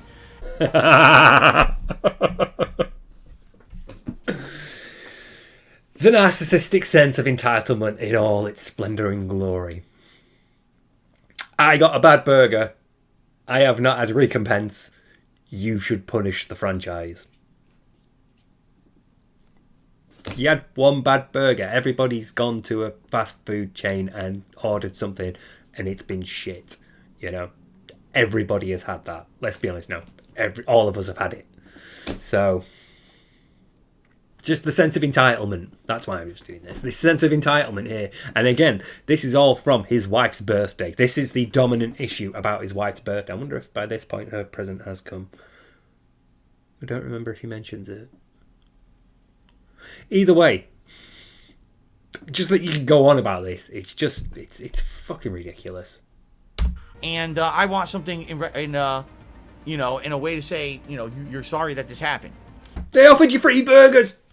They offered you free stuff. You said before they offered you free stuff, and now you're like, well, I want something from them. They offered you free meals. You've been given something from them. They said, yeah, free food. We're sorry. I don't know what it's going to be, but yeah, it's pretty fucked up that not only did they hand me that piece of garbage as a piece of food, their doors were locked so you couldn't go in to get a refund, and now for a week they're ignoring the complaint from the customer, even though corporate contacted them and told them to remedy it. They're not doing it. They're ignoring it. I'll bet corporate were like, right, we've sent him the, have a free food voucher on us. That's it, we're done. And he's just venting to someone who doesn't give a shit. He's venting to some poor social media intern who's paid the minimum wage and really doesn't give a fuck. So, just stunning. So I guess we're going to see what happens. I wonder how they would react if I told them I've been showing them the sandwich to my audience for all week on stream.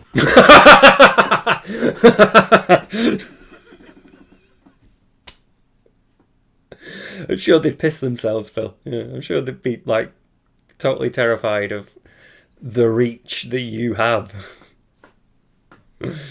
Oh no, this guy with, 274 subs has shown a picture of a bad burger he had. Fuck. We are potentially losing 274 customers when really all it's making me want is to just go and get a chicken burger. Because quite chicken burgers covered in sauce. So it's just not unappealing. It's not, aesthetically pleasing. But it is stodgy trash food because it's Burger King. So I don't expect the same level of service as he's expecting, and a sandwich like that would probably look better had I not put my hand through it first. And considering that I'm the sort of person who looks in the bag to see what he's about to grab, I would probably be okay with that sandwich. So every time I see it, I think I want to fuck it up like that, and now I just want a chicken burger. So yeah, I'm sure corporate would piss themselves if they saw your members only chat and your reply locked Twitter account and thought, oh fuck, this guy's making us look bad. I'm sure they really give a shit. It'd be great if there was a detractor working at Burger King. It'd be great if they were the person that they were dealing with and they were just like, I want to see those emails. I want to see the tone that he uses in them emails. He's going to be so full of himself. I have a 13-year career on YouTube and I expect better burgers from this Burger King joint that I rarely go to anyway. That had its doors closed in the middle of a pandemic because I couldn't get a refund for a shitty burger that I put my hand through first. For fuck's sake, it'd be great. I want to see him. I want to see the emails. And hundreds of people have been seeing it. I wonder how they would react. I'm sure they don't give a fuck. I'm done for Burger King for good at this point. I'm never going to that particular Burger King location ever again. I'd be a fucking moron to do so. I'm not going to completely write off Burger King. There's other Burger Kings that we've gone to around here that are actually quite good. That was the first time we ever went to that particular location. Whoa. What, you slagging off Burger King last time? Yeah, their fries are shit and everything. Oh, sorry, did I wake you up? Sorry, I'll try and keep it down.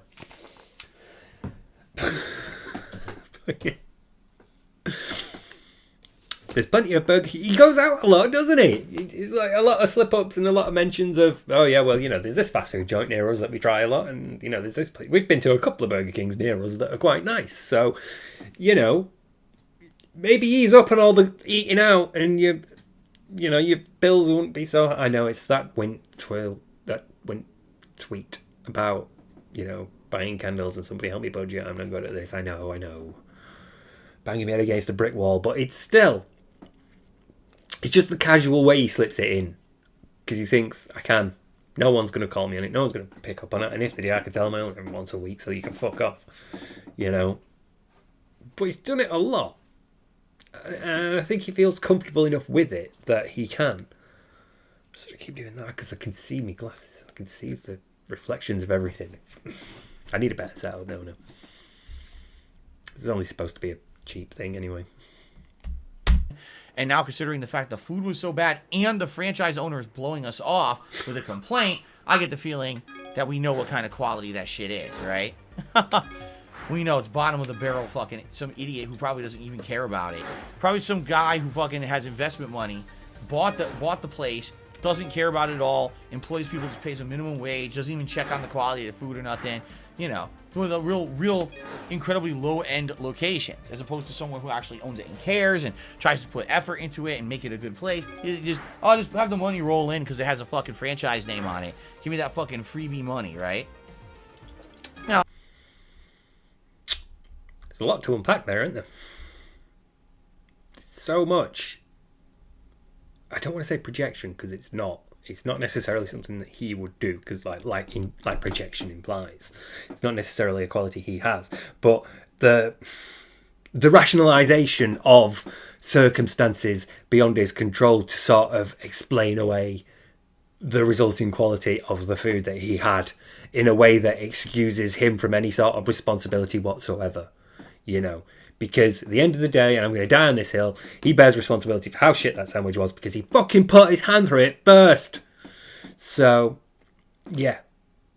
That's a stupid thing to do. That's a dickhead thing to do, and it's on him.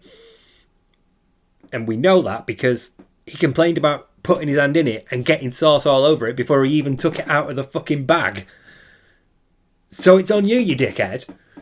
So to get that level of rationalization to really sort of excuse any responsibility that he may have is amazing to me. He's just entirely invented a completely fictional franchise owner who doesn't give a shit about the quality of the food or the staff that he's employing, because he just wants the franchise money, because Burger King are obviously not going to give a shit about who they franchise their brand out to. They're obviously not going to give a shit about the quality of a restaurant affecting their overall image.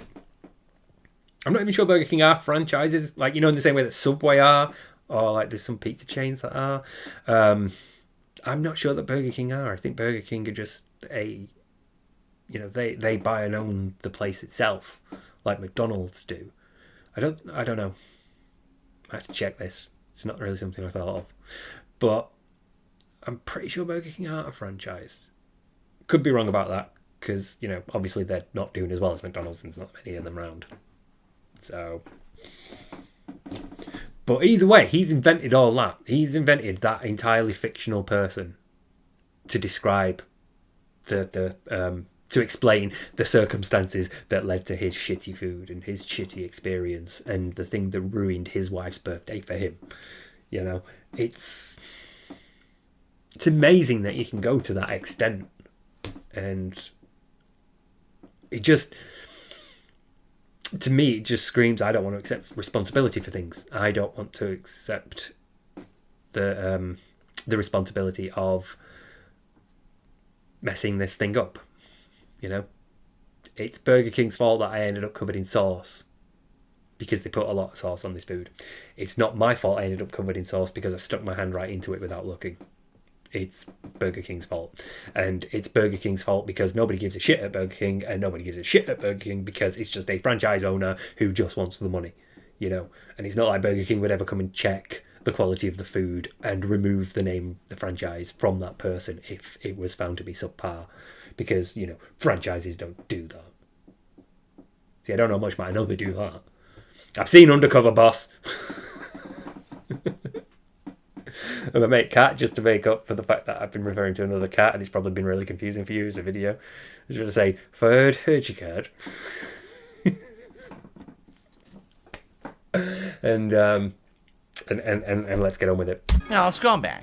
Real American scumbag.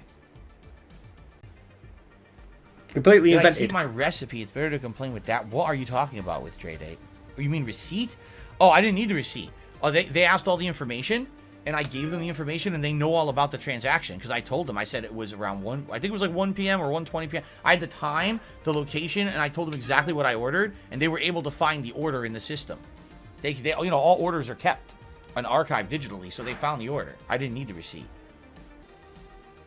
Yeah, with Dre Day, he says it's weird. Burger King will usually respond to every issue I have within a day or two. They have been brutal since the pandemic started.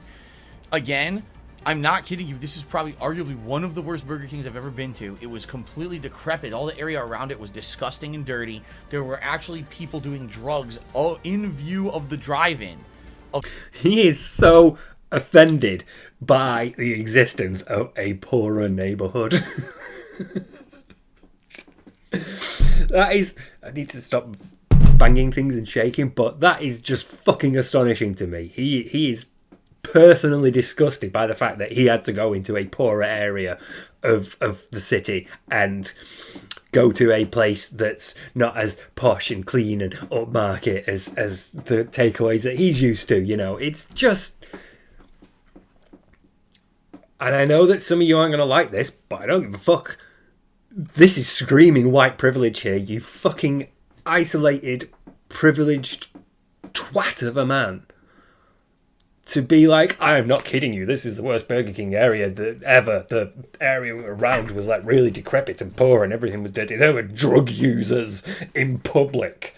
Like, fuck off, mate. This is a poorer neighborhood. And you, in your isolated castle, in a you know, completely fenced off private area where you have fucking security guards that can check people as they're coming in and out. You fucking... How dare you? You know, just out of sheer disgust at your attitude towards an area of the city that's not up to your standards. The responsibility for which is nobody's in that area, you know. There are powers and systems beyond the people living in the area that are responsible for the maintenance of it, you know. And because it's a poorer area and it's not up to the same standards as your privileged gated community, how fucking dare you, you know. Like, where I grew up was quite poor, and I don't live there now, but I do sometimes go back there, and I never feel like above it. I never feel disgusted by it. You know, I never feel like when I see reminders of the poverty. I mean, where I live now isn't exactly posh, but it's... I think it just offends me. Again, this is another... It might be a personal thing, but to me, it just offends me that you can be that way about an area that's clearly not as funded, you know, or as well off as where you are from, you know. There are poor places in the city near where I live. There are places where people do drugs, you know, and it's like it's a symptom of something else. It's not a personal slight against you, so to be disgusted by it tells me that you're taking it personally, rather than to be like, oh man, it really sucks for this place, you know. Oh man, this place could do with a bit of investment, you know, or, you know, just something like that. Something that sort of at least recognises the humanity of the people who actually have to live there, you know. And he sounds so disgusted by it, and it really fucks me off. Because, you know, grew up poor. So, I'm used to that. I'm used to seeing takeaways and things in shitty areas. It's not like I go thinking, this is the worst place I've ever been to. It's like, This is just a takeaway in the area I'm in. This Burger King. This was one of the worst areas I've probably ever gone to a Burger King. So I get the feeling that the franchise owner is some scumbag who just doesn't care about the quality of the food or anything around him. I get the feeling that the franchise owner doesn't care. You don't think that feeling might be wrong? You don't think there might be things other than that going on? It might be because they're struggling to fill the place because there's a fucking pandemic on, and that's massively affected both the people that serve you and the supply lines of the industry, you know. He doesn't think like that at all. He's like, nah, this guy doesn't give a fuck. The person running this place doesn't give a fuck. Where it might be the person running this place has been really struggling to get staff and to get produce to serve people because there's been a fucking global pandemic on, you know. And he's there going, what a shithole this place is.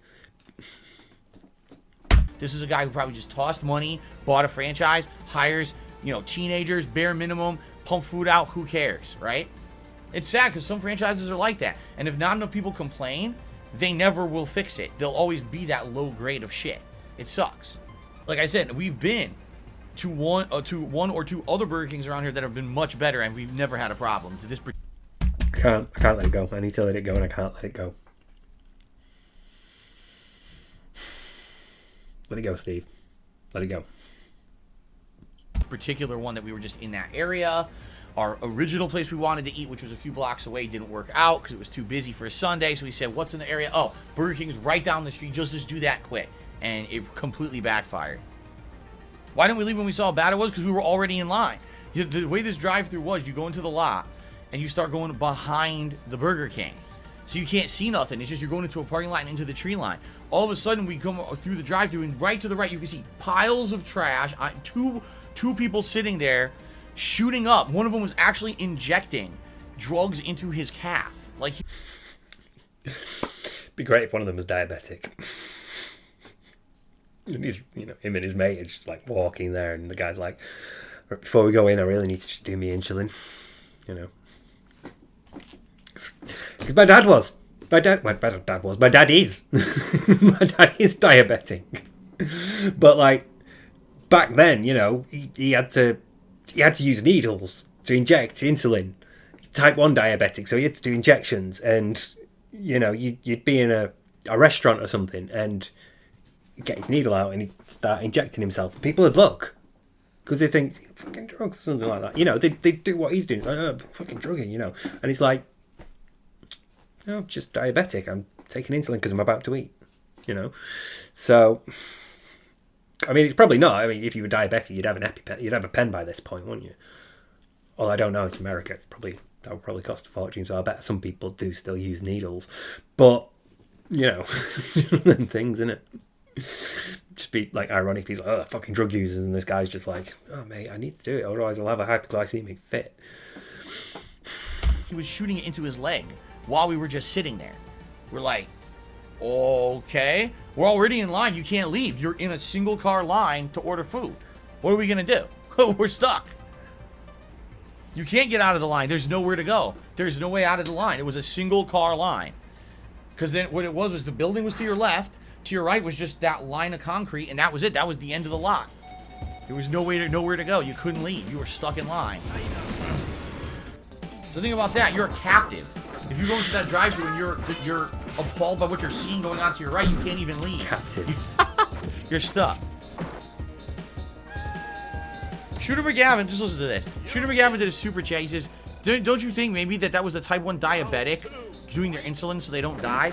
Yes, because type 1 diabetics, typically what they do is they go to abandoned alleyways next to Burger King. And in a pile of trash that's on the floor, they start shooting their insulin into their leg. Of course, that's exactly how it works. Most of them don't like do it at home or anything. You know? But actually, sometimes it depends on the time. It depends on. I mean, it's obviously not a diabetic. It probably is, like, 'cause, you know, you don't inject insulin into your leg. But still, no, not always.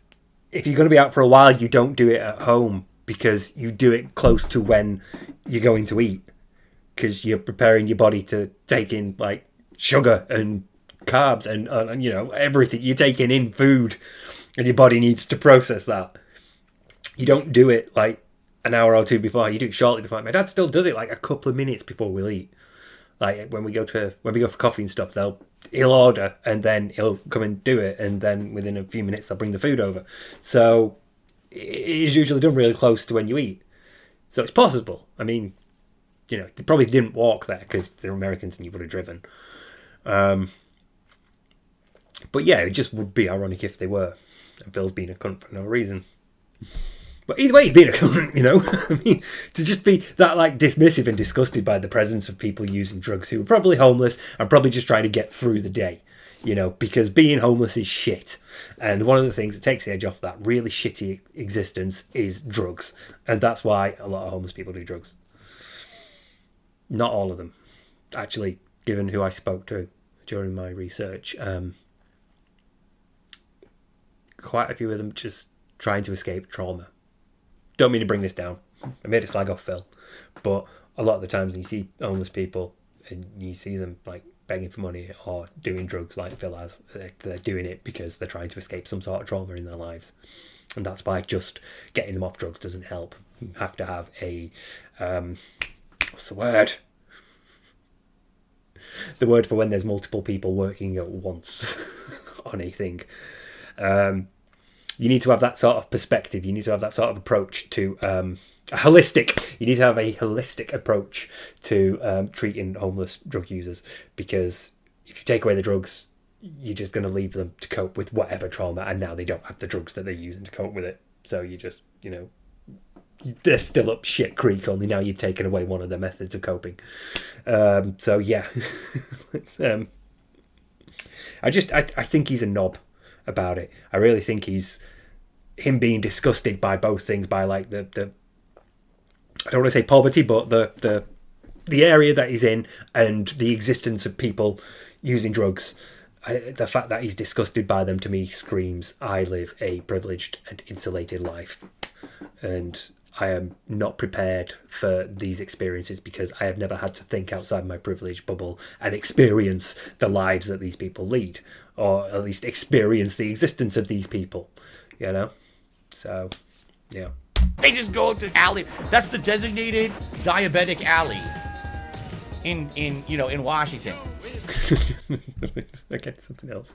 The Hawkwind track called Damnation Alley. It just popped into my head. Diabetic Alley, yeah. You know. What the fuck, man? What are you talking about, dude? Oh my god. See, again, just people are out of their mind. Right, yeah, okay. No need to be that sort of, you know, that much of a prick to the person who tipped either. You know, the person who sent that message. You could just say, nah, I don't think they were.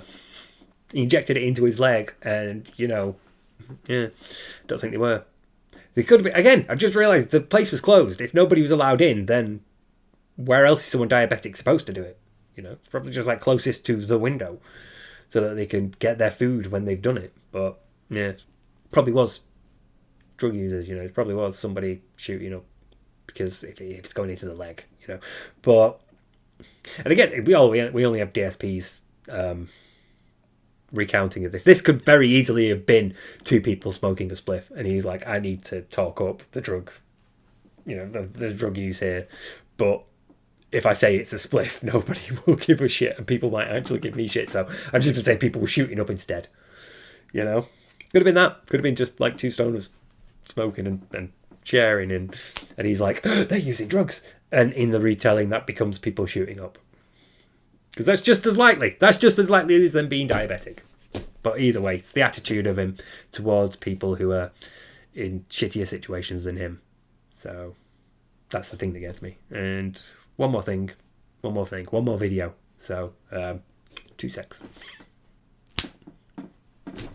Now this is another snort short. So thanks, Aquatil. You've basically made this video. I'm sure there's a reason why I picked this, and I can't remember what it is. It's probably got something to do. I'm assuming because it's got cat in the title. But yeah, this is the message one. Right? Okay, yeah, I'm with it. What a frustrating day. Guys, give me a second. I just got to go check on something, okay? I apologize. It's a very frustrating day, guys. 50 seconds. A lot of annoying things happening here in real life that are preventing me from sitting here and enjoying my stream, and I apologize for it. It's all behind the scenes stuff that has nothing to do with the stream, so I don't want to involve you guys in it. It's just annoying shit that I really can't control. We know how much that frustrates a narcissist. We know that, like, to narcissists, control is essential to them. They need to feel like they are in control of situations because, you know, they need that. They have that insecurity, and they don't improvise well, I guess, because they're so used to having control that not having control freaks them out, you know, and they become a bit more desperate, so a bit more frustrated. And there's this thing called the frustration aggression hypothesis, and it basically posits that if you have a goal in mind and you encounter frustrations along the way to achieving that goal, you are more and more likely to become aggressive in response to those frustrations. And narcissists just really struggle with this because, again, frustration, control is essential to their mental, I don't want to say mental well-being, but, you know, for them to maintain a mental state is they need control, you know, for them to be not placid, not okay, but, you know, for them to not be panicking and aggressive, they need control over a situation. And however they maintain or obtain that control is obviously going to differ from person to person, going to differ from setting to setting. But that control is essential to narcissists. So when something like this happens that's outside of Phil's control, like, say, I think this is what it's about, a change in Kat's schedule that then messes up. We had plans because I was going to be off on Tuesday, and now you have to work Tuesday, and that fucks things up for me because now we can't see each other on my day off, even though I set my own schedule, you know. So I can very easily work my own schedule around yours because you don't set yours. You, my wife, who is working an actual job, do not set your schedule. It is set by somebody else. I should be the one setting my schedule around yours. You know, because I have that complete flexibility of picking what I do, when I do it, and for how long I do it. So I should be the one who can rearrange my schedule and be very flexible with it. But because I'm a narcissist and I need control, I'm not going to do that. Instead, I'm going to demand that you do that. And I'm going to say, tell your boss, we want this day off, you know. Tell your boss you don't want to work Tuesday or whatever. So he's going to put the responsibility on her, and that means that when things do fuck up, the blame is not on him, because it's somebody else doing it. So, okay, it's a subtler element of control than some of the more obvious ones that Phil's used, but it's there nonetheless. It's another example of, this is how I want to own you. This is how I want you to serve my, not desire. Again, I don't want to say desires. This is how I want you to serve my needs and my wants, you know. So, yeah, it's just one of those other, red flag. Again, this is hypothetically, if I am assuming that things are a certain way. I don't know. Let's find out anyway. This might or might not be about her working and a change to her schedule. I think he's a bit evasive about it, actually, from what I remember. So I might have to interrupt my stream. Let's see. Another 50 seconds later. Okay, yeah, this is another thing. Yes, FBG Duck, dead air. Yeah, because something personal behind the scenes is going on, so maybe you could shut up for a minute and stop, like, being a dick. All right? Oh, dead air. Oh, dead air. Frustrating me, you idiot. You idiot. It's called a personal matter. You should be quiet before you anger me. Fuck off. Like, just seriously fuck off, Phil. Fuck off. All these things are about to come up, but yes, you should be able to do something about this because you have left dead air on for like nearly 2 minutes now while you've farted about on your phone, and you can very easily put up your slides and your music. You should have a card saying, you know, be right back, and you can prepare for this sort of eventuality because this is your job. You know, this is a thing that you have complete control over, and these are not things that are alien to streamers. Streamers will have occasion to interrupt their streams because personal family life has taken over. It's become a sudden emergency. You've done it yourself. You have stopped his stream and gone, guys, I've got to go. Leanna's having a mental breakdown. So, yeah, you can have a slide that says back in 10 minutes and play your music while you deal with this. So at least your chat has something. At least they have a bit of music to do while they're talking to each other. Yes, this makes you look unprofessional. This makes you look really, really bad. And having that attitude towards people who are saying, hey, Phil, this for your audience, this is really fucking boring. And we're telling you that because we're your audience and we're really fucking bored. And we get, they're not saying, hey, you shouldn't be dealing with this personal matter. They're saying, look, you should have something in place while you deal with this personal matter. So we're not just sat here doing fuck all while your stream is silent, Put up a slide and play some music. You could do that in like 2 clicks. You've probably got a macro, like, programmed. In fact, no, you wouldn't have because you're so fucking lazy. But other streamers would have like a macro on their stream deck that you just press a button and it brings up a slide that says, be right back, 10 minutes, whatever, and plays some music. So this is something that you can prepare for in advance, and this is something you should have prepared for in advance, considering this has been your job for like the last 7 or 8 years. It's fucking obscene that you don't have one, to be honest. But you already had.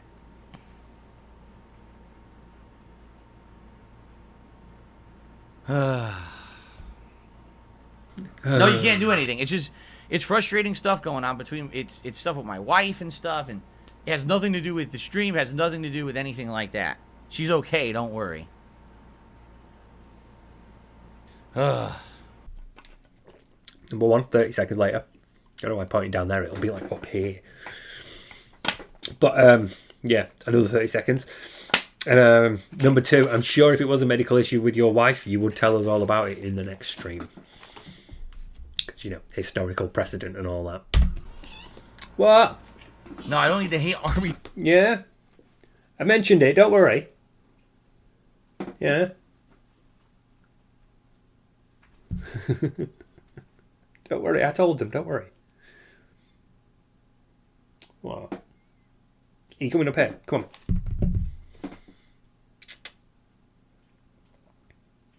Alright, fair enough. I'll carry on, don't worry, I'm nearly finished. Army to mobilize. I just need you guys to be patient. I apologize because I'm a live streamer. When stuff happens live like this, what do I do? Right? You bring up a slide and play some music. Just... You could even have like a clip. You could even program like one of your previous streams, or like have a greatest hits or something, and just have like a little thing along the bottom going not live at the moment, not live footage, and just sort of like play that. There are things you could do during this sort of situation. The fact that you haven't is incredibly telling. It's a testament to how lazy you are and how little of a shit you give about your audience and your stream. I've been in live streaming for this long and I care about it. Like, you don't. You don't give a shit, because otherwise you would have these things in place. See, I'm not a streamer, and even I would do something like that.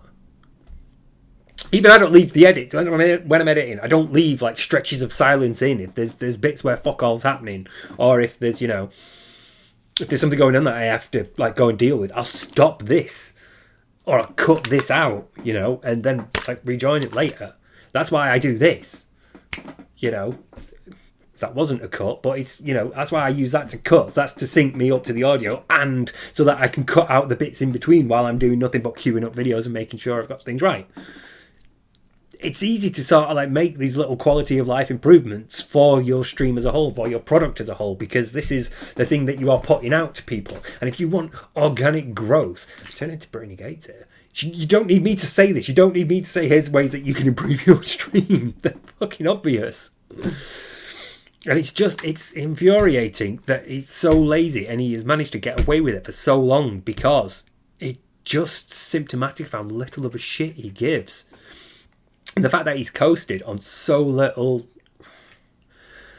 pride in what he's doing, he just give a shit. It's just the least resistance route he will take. It's just, the laziest bit, but he gets a product out, so fuck it, I'll do it that way,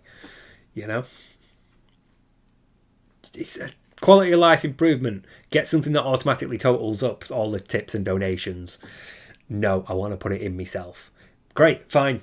But it does mean stopping your stream every now and then, and people have to do, like, oh great, he's probably typing it in again while you're doing this, I'll just get your name up on the leaderboard, yeah.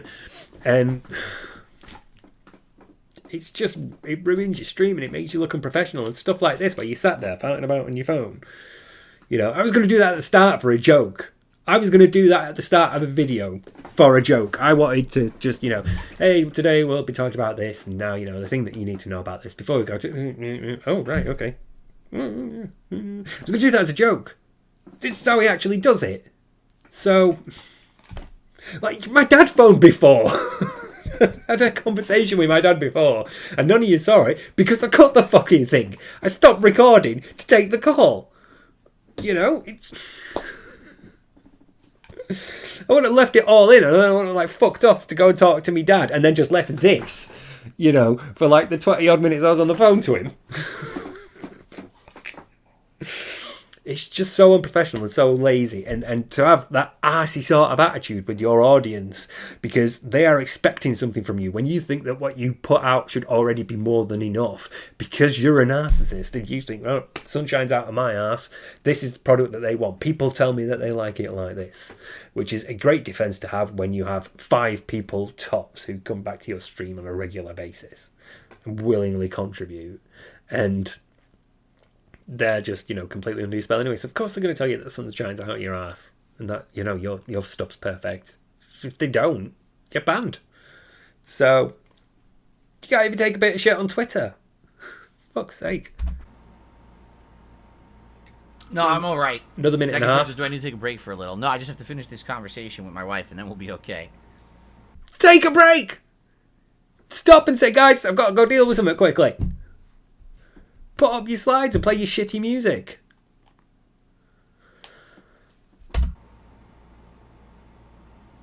Just another shitty situation where something doesn't work the way it's supposed to that's important, and you can't control it.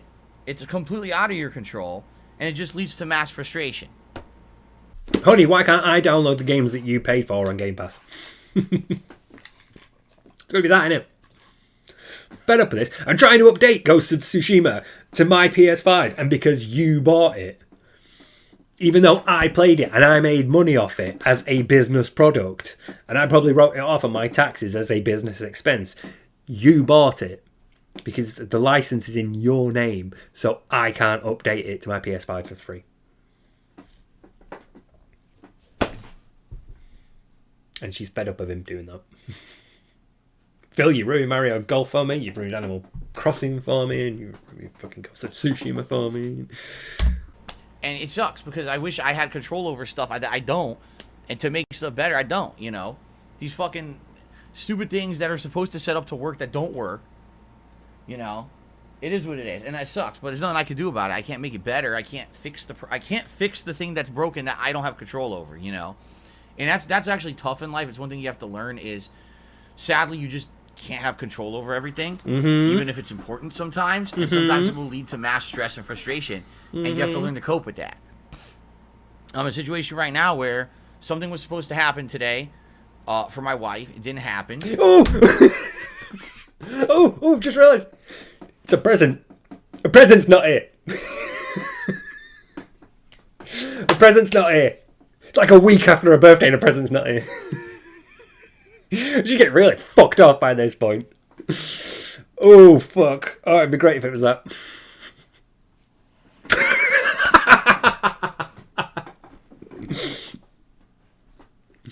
Something was supposed to happen for my wife. What was the one thing that's happened to your wife recently? It was a birthday. She didn't get a present because the present was on its way.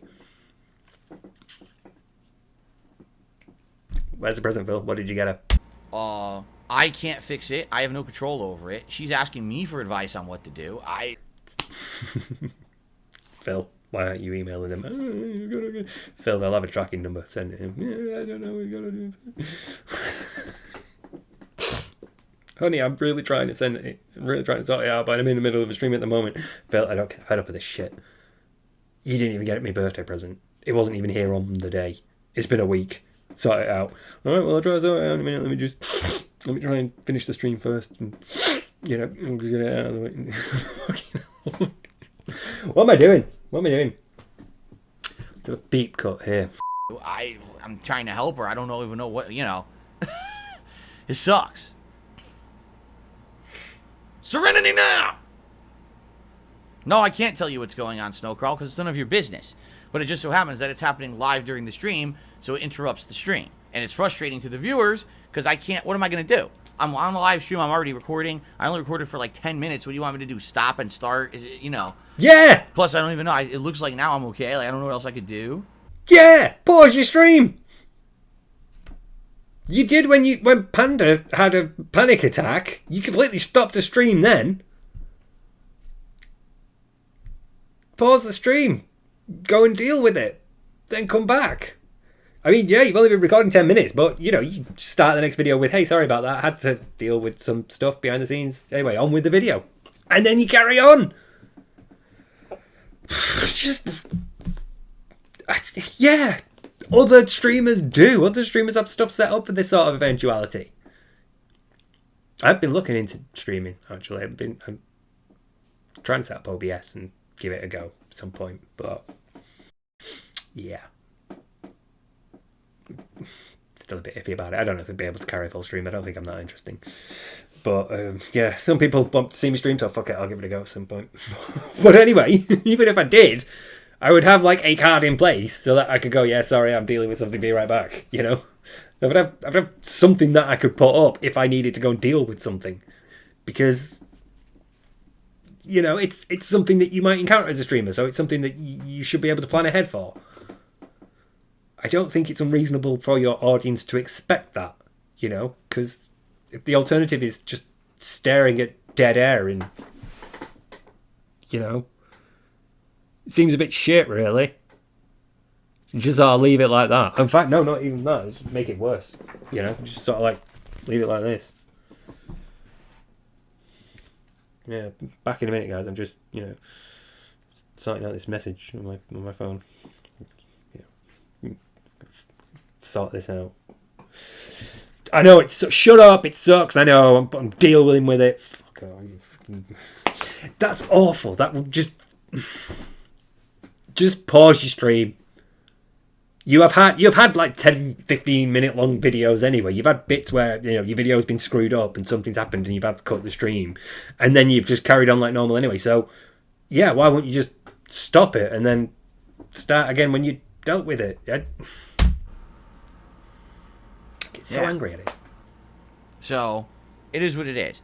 And the thing is, as much as I would love to tell you guys everything, I can't. Because that there's a group of people watching this right now who are scumbags. And if they get any details about what could possibly be happening behind the scenes, they'll use that to try to fuck with us. So I can't even give you an inkling of what's going on so that they don't try to fuck with stuff, What's there to fuck with?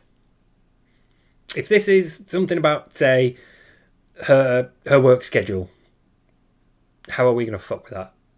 How is any detractor going to mess with her manager deciding her work schedule? If it's something being delivered to the house, for example, how would anyone be able to fuck with that? How would anybody be able to,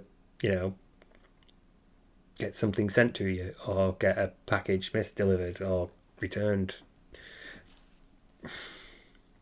How would anybody be able to fuck with whatever the problem is? That's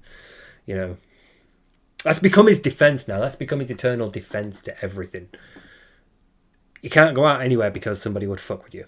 He can't tell you anything, except the things that he wants to tell you. He can tell you what he wants to tell you to elicit sympathy and get you to open your wallets. But he can't tell you what he does with that money on his day off because you'll fuck with him. You can't prove or disprove any rumour because you'll fuck with him. So he just goes debunked, never happened.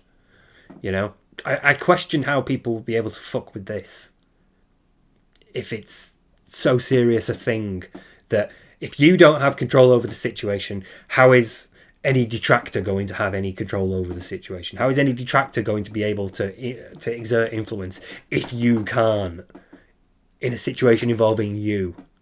If this is the thing that impacts you and your wife, how is anybody else going to be able to influence it if you can't influence it?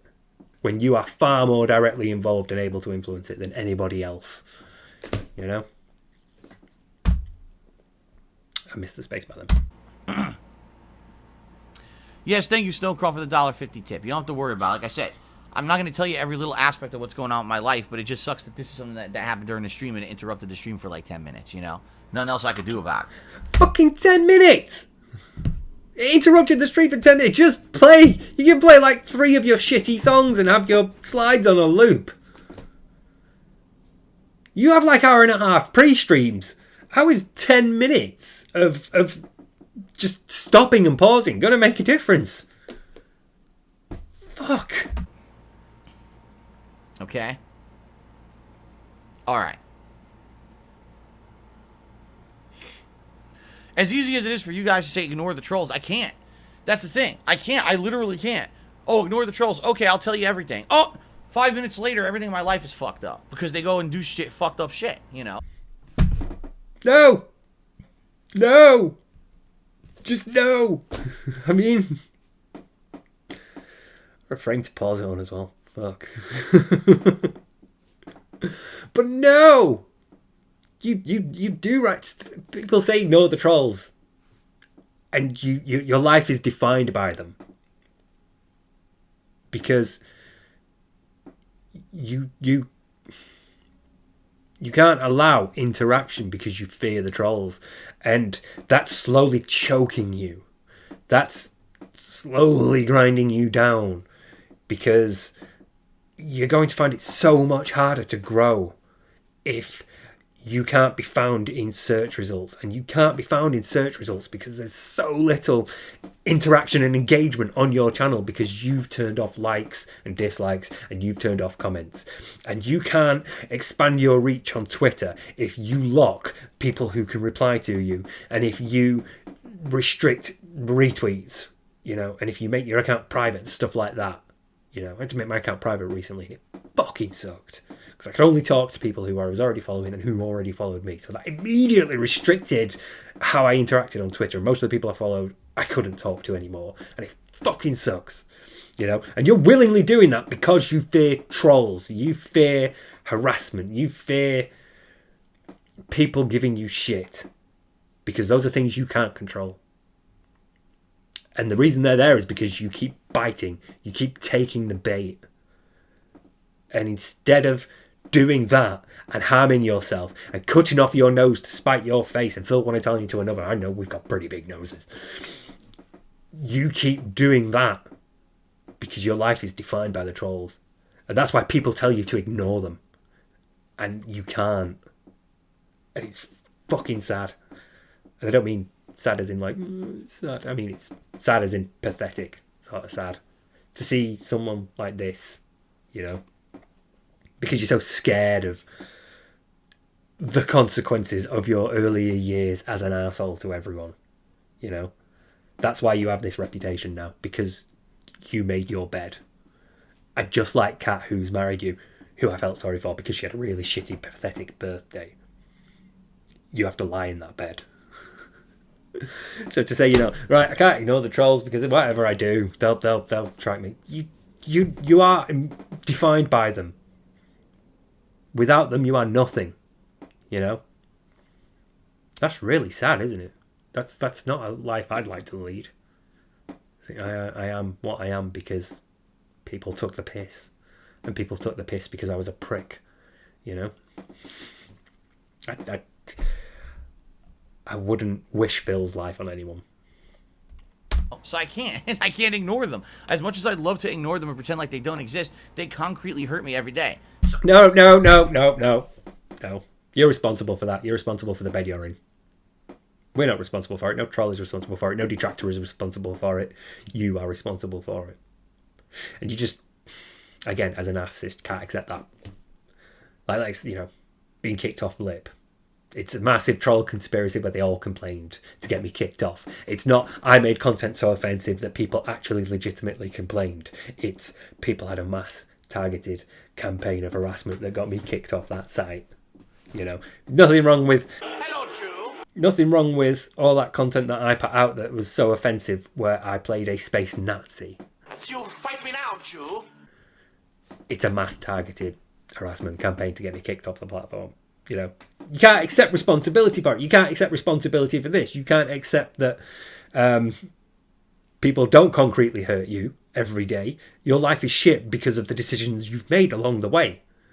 You have systematically excised everybody from your life, and you are now isolated in a really small, tiny, dwindling community. That's your fault. And no matter how many times you go, but the trolls are, but the detractors not. No, it's all your fault. And he's not going to like ever hearing that. And I don't even know why I'm bothering, because it's not like he watches. Well, he does watch. I know you watch. Hi, Phil. But, oh, hello, only iced coffee. Oh, Derek. Oh, whichever one of you watches all the detractor stuff and then reports back to your master. Hello. He's not going to accept it, ever. He's really not going to. He can't at this point. He's that clinical. I've made my mind up, and I've moved from subclinical to clinical now. he's a clinical case, and he's never going to accept that, so he's never going to accept fault for anything. He can't. He physically cannot. So, yeah, he's instead just going to insist we concretely hurt him every day. So I have to fucking pay attention to what they're doing, you know? So, exactly right, my room. He says, then don't mention it, then it's pointless. You're absolutely right. But in this case, it's something that interrupted the stream, so obviously it's something happening, and I have to, it has to, I can't just ignore it. You could have. You could have. You really could have. If you'd have had a slide or just gone, right, oh shit, sorry guys, something's going on, back in a minute. Put up your slides, play some music, back in 10 minutes. Alright, that's so good. Let's get back to the gameplay. Done. Ignored. Not addressed. Then the trolls have nothing to work with. They speculate. They probably will speculate. Oh, it's something to do with cat and all that. But you just don't address it. You just don't acknowledge it. You just get on with your shit. But instead, you rise to the bait. You made it interrupt the stream. You made it a thing. You didn't have to. You could have handled this a different way, but you didn't. You made it a thing. You made it an issue, and you made it a thing. And that's why there's videos about it now. And that's why I'm reacting to videos about it now. Because you made it a thing. You chose to do that. And people are telling you, don't. People are telling you, don't engage with them. Don't acknowledge them. Ignore them. And that's exactly what they mean by ignore. They mean don't make things like this a thing that people can latch onto. And you could have easily done that because other streamers managed to. But you didn't. You chose to make it a thing. And now it becomes a thing. You created the monster. You know. It's that, Phil. It's that. You know. It's more important to me to help my wife than to be sitting here on the stream for this 5-10 minutes. You see what I'm saying? But you just sat on the stream for 5 to 10 minutes, dude. Fuck all. You sat there looking down at your phone. You could have put up a screen and fucked off and dealt with it, and it wouldn't have to be a thing. You wouldn't have had to sit there on stream.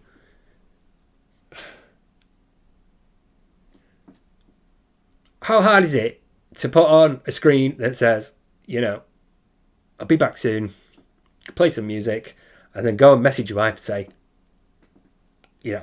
pause the stream, do you want me to ring you? And then deal with it, and then come back and go, right, let's get on with the game. It's not that difficult, but you have made it a thing, and again, this is the consequence of your action. This is the consequence of your choice. This is why you're getting harassed now, because you've gone, oh, people are going to go on about this thing, so I'll make it a thing, rather than, then I'll just not do it, then I'll just take the call off stream. No, you make it a thing, and then you get mad and pissy that people pick up on it and make it a thing. I think of everything, the inability to accept the consequences of his own actions is the thing that infuriates me the most. That and the pretentious way he has of wording tweets, which really fucks me off. Every time he calls it my on-demand videos, and it's like, mate, no one calls YouTube on demand. No one's watching your streams going, my God, I'm glad that Phil is now finally on demand, so I can watch it at a time that's more convenient to me. I like the stuff. I like his content. I really enjoy it. I'm going to spread the word, and I will tip him. Nobody says that. Nobody talks like you think people talk, and you're doing that because you've not been socializing for so long. You know, talk to other people. Go outside your circle. Again, so much of Phil's problems come back to him being isolated and being like really scared of dealing with people. But the thing that fucks me off the most is his inability to accept consequences for his actions, because that to me is just such an integral part of being human. Everybody fucks up. Everybody makes mistakes. It's how you deal with them that really matters. And look how he's dealt with his. He's just gotten worse and worse. So, yeah, just this last seconds. It's more important. So I have to do the thing that's more important, you know? All right. At this point, I think that we're good. Okay? See, there, you could have just started the game then. Right after you said that. Could have just started recording again. Okay, guys, let's go. Let's carry on. But, yeah. Just want to shout out Aquateal for giving me the content for today's video that I've had a sort of rough analysis of. There is one other thing I want to mention, because we talked about Cat before, and I know that DSP sometimes, and by sometimes I mean has frequently, slipped up and said mother or mum when he's meant to say cat. And I like the idea that we can get a bit Freudian with it. And so I go, oh, what does that mean? And like all the Christianian implications that carries.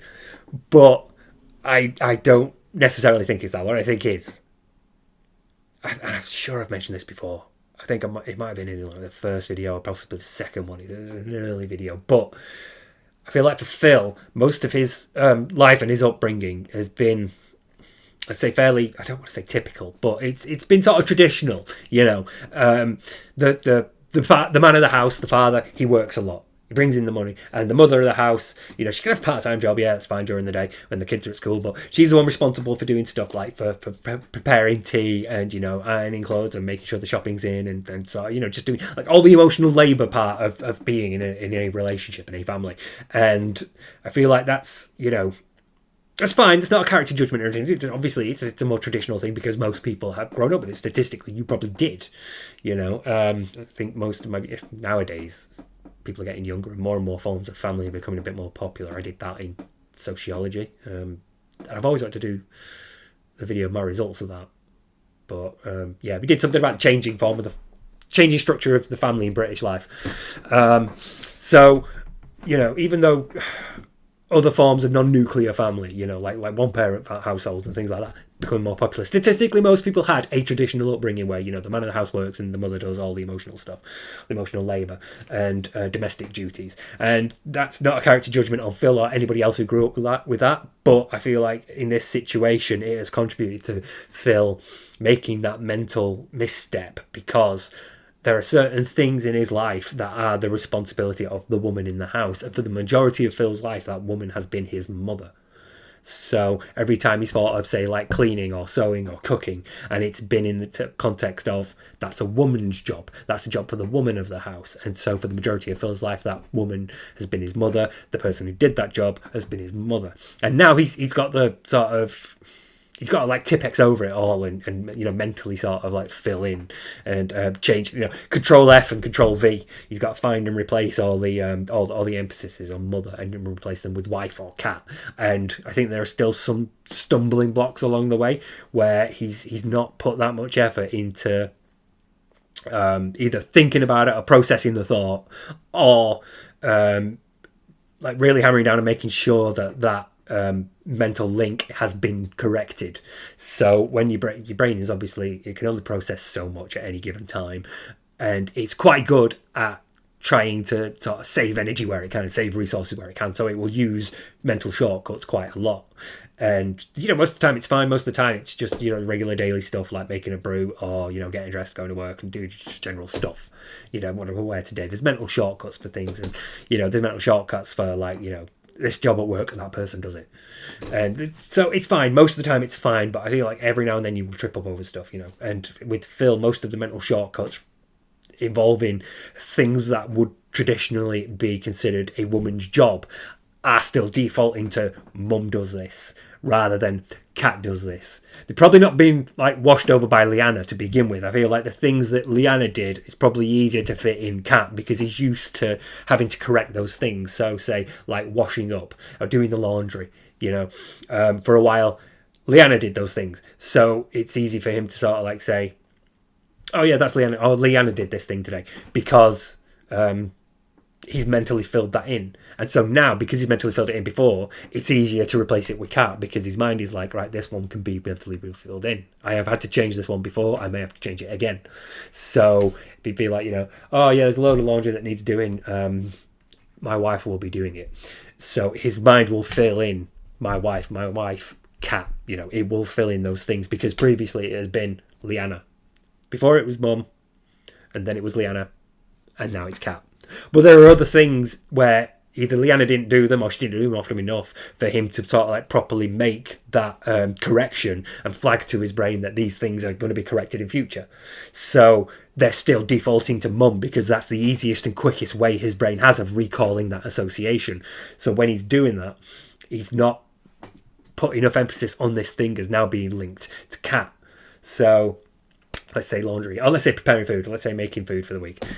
Even though that's a thing that he does a lot with cat, so you know that's probably an easier one for him because he's done it so often. But every now and then, like paying a bill, like for example, oh yeah, that's the job of my mum. You know, oh my mum's supposed to. I mean, my wife's supposed to do that. You know, because his mind is defaulting to mum first because she's the one who he's seen do it the most. She's the one who's been there the longest. She was, you know, it was mum's responsibility for at least 18 years of his life, whereas cat's only had 2 or 3 to sort of like really settle in. And if Panda didn't do that, then it's going to be more difficult for him to make that correction because it's more ingrained and it's not been like flagged by his mind for correct this, you know, be aware of this and make sure this has changed cat. So other things where Liana has done them, like making tea, it's easier for him to sort of like Tipex over her and go, no, this is now cat. It's easy for him to change that mental shortcut. So mum has been forgotten when Liana started doing it, and now Liana has been forgotten because cat started doing it. And in those interims, it's been him. So it's easy for his mind to sort of like overwrite those things and associate them with new people. But other things, it's harder for him to associate with new people. So he occasionally trips up and says, you know, oh, my wife did this. And I think that's why he does it more than anything more Freudian, because as much as I want to sort of, I won't say relish, but you rarely get to really practice Freudian analysis. I mean, there's a lot of advancements in psychoanalysis, and there's been a lot of people. Obviously, the moment Jung started writing, you had opened the floodgates to as many different branches of psychoanalysis as you want. But obviously, Freud is the one most associated with the Oedipus and Electra complexes, so he's the one that gets sort of like thought of whenever stuff like this happens. And it's you don't bring Freudian theory into things a lot. And, you know, it does feel like you should take advantage of them sometimes, because sometimes it's nice to sort of like, oh, we don't talk about, let's bring this in. Let's bring in another perspective, you know, let's bring in another view on the subject. But, like he said, apocryphally, I think, I'm not sure he actually said this. I'm pretty sure he didn't, actually. I'm pretty sure it's been falsely attributed to him. But either way, one of the things that's most associated with him is sometimes a cigar is just a cigar, you know, and sometimes it's not. But yeah, that's the explanation that I think for why Phil keeps tripping up and keeps referring to mum instead of cat or my wife. I feel like it's a mental shortcut that he's not corrected, so he's tripping up over him, and yeah, he just. It's embarrassing, sure, yeah. Not denying that. It's embarrassing. But, well, what are you doing? You moving about? Alright, oh, actually, no. I think I know one thing before we go.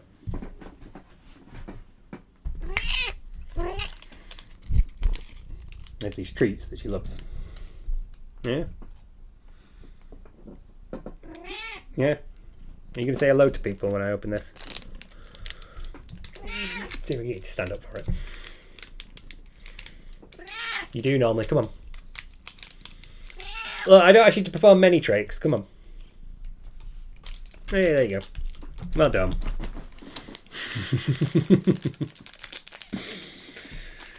See, that's the sort of cat I don't mind. Also, my mate cat. I don't mind my mate cat, you know. Just...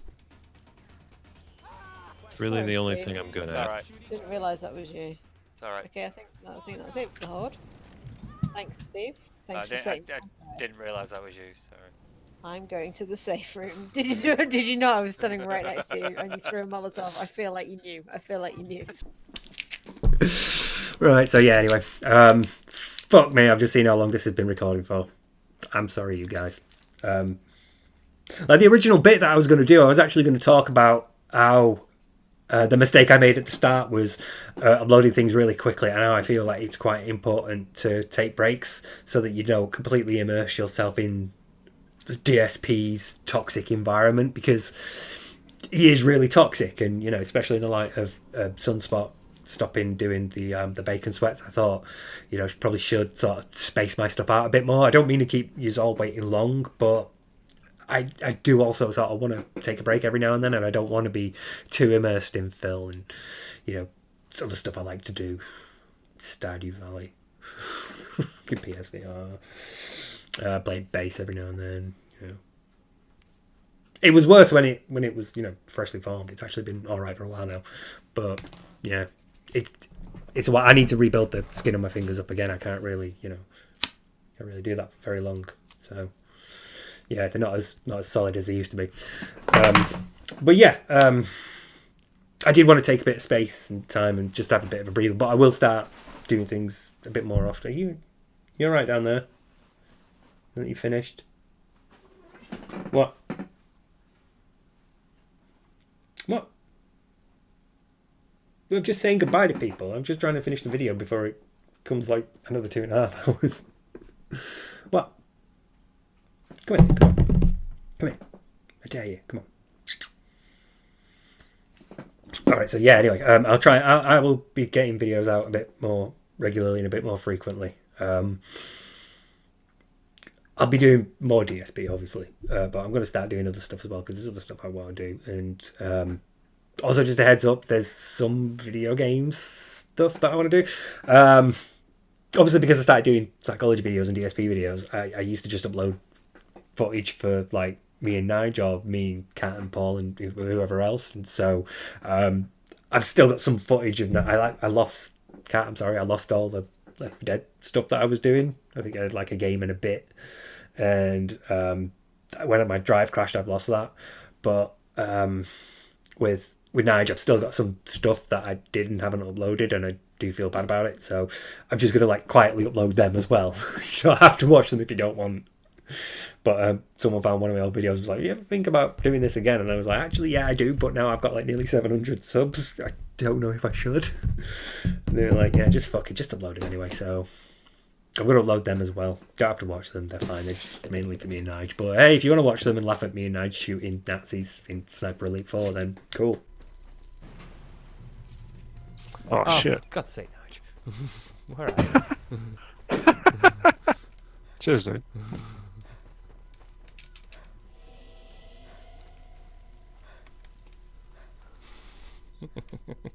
Take me back on you for like 30 seconds. I was wanting to keep warm.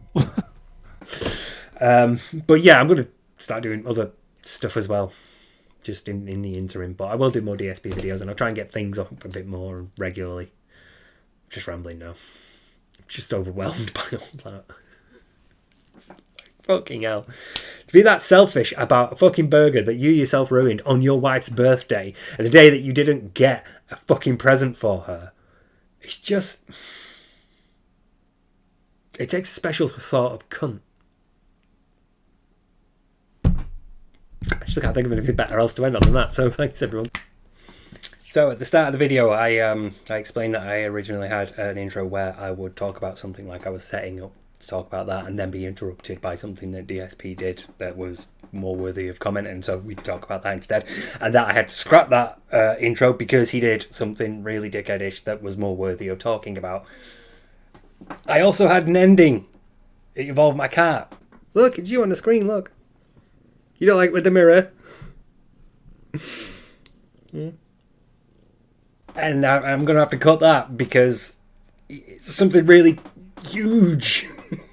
You know, it's a big thing. Let's be honest. It's quite a significant thing to happen to DSP recently. It's the leaks, and it's the fact that he confirmed them and has since completely shut down all conversation of them. And then you've got OIC, who basically, you know, said, right, fuck this, I'm out, fucked off to Kiwi Farms, had a bit of a meltdown there, got kicked off Kiwi Farms, then fucked off back to DSP, and started showing his support by giving him hundreds of dollars every night in $25 increments. I'm not DSP, I do censor my burps.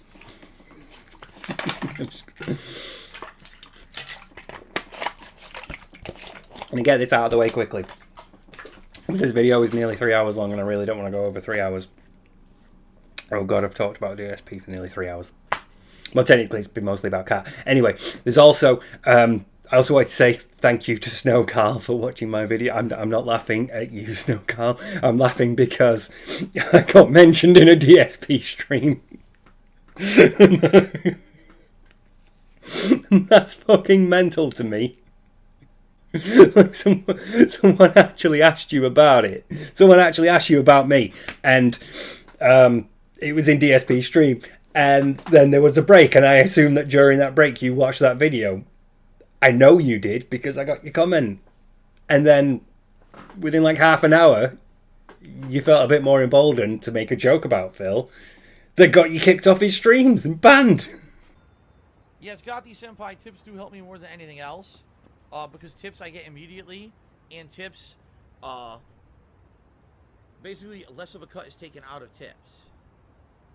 What do I do? Hint, hint, hint. What, Snowkarl, why are you saying bullshit in the chat? Now I'm actually going to call this out. Snowkarl, literally every day you're here and you know exactly what the deal is. Why are you in the chat saying that I prefer super chats when you know that's not the fucking case? Why are you trolling? I mean it. Why are you trolling? Like, you just did it in front of everyone. Oh, why did you do that? Are you an asshole? Motherfucking piece of shit. It's not funny. He literally, like, Gotti Senpai just did a super chat, which I was grateful for, and here I am focusing on the game, and Snowkarl is talking. It's like, oh, he prefers super chats. Yeah, long-term support's great. Yeah, he's a fucking asshole. Hey, Snowkarl, don't be a fucking asshole. You just got timed out for it, and you deserve it. And if I see it again, I might be a little bit more harsh. I don't care that you're a regular. You're being an ass. Like, seriously, he literally did that to be a dick. So anyway, Gotti Senpai, sorry to get you in the middle of all this, but yes, tips are preferred.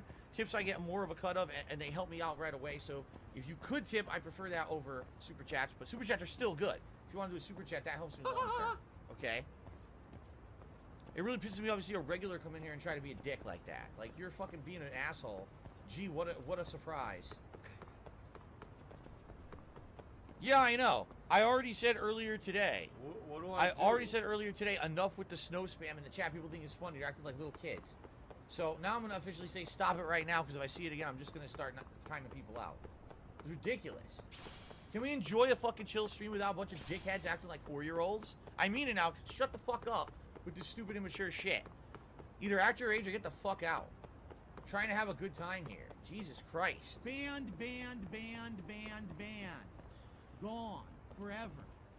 Gothi Senpai just did a $15 tip. Thank you so much, Gothi Senpai. I appreciate it. Again, I apologize. You shouldn't have been in the middle of this. You really shouldn't have. You should not have been in the middle of this with someone like Snowkarl trying to troll. And I apologize you even had anything to do with it. I really appreciate the contribution. Thank you. Okay. I need that money. I really do. I need that money. The fucking bench. I broke the bench. So, well, Snowkarl says now Eternal Napalm permanently banned him. Snowkarl, how about this? How about you stay outside the chat for the rest of today's stream? You cool down. You realize what you did was stupid as hell. And if you'd like to come back, you can send me your YouTube channel, and I can try to unban you later. How about that? How about we stop with the fucking derailing of my streams with your stupid personal kitty club snow bullshit? How about that? I think that sounds like a good idea for the rest of the stream. What do I do? Okay. So, yeah. I was losing my shit in Dark Caves Mirror when that happened. That was fucking great.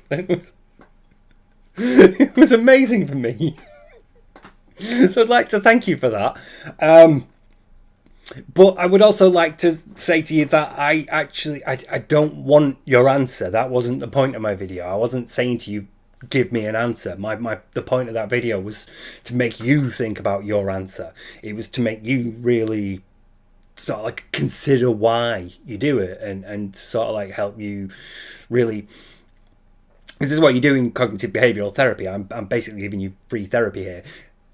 I wanted you to really pick apart your position and really sort of like take a critical look at your reasoning and see if you could work out, you know, what led you to that position, and if there are any points where you would do anything differently, or if like looking back at it now makes you think differently about where you are. Because I would like to remind you, Snowkarl, that within 30 minutes of you watching that video, Phil acted like this to you.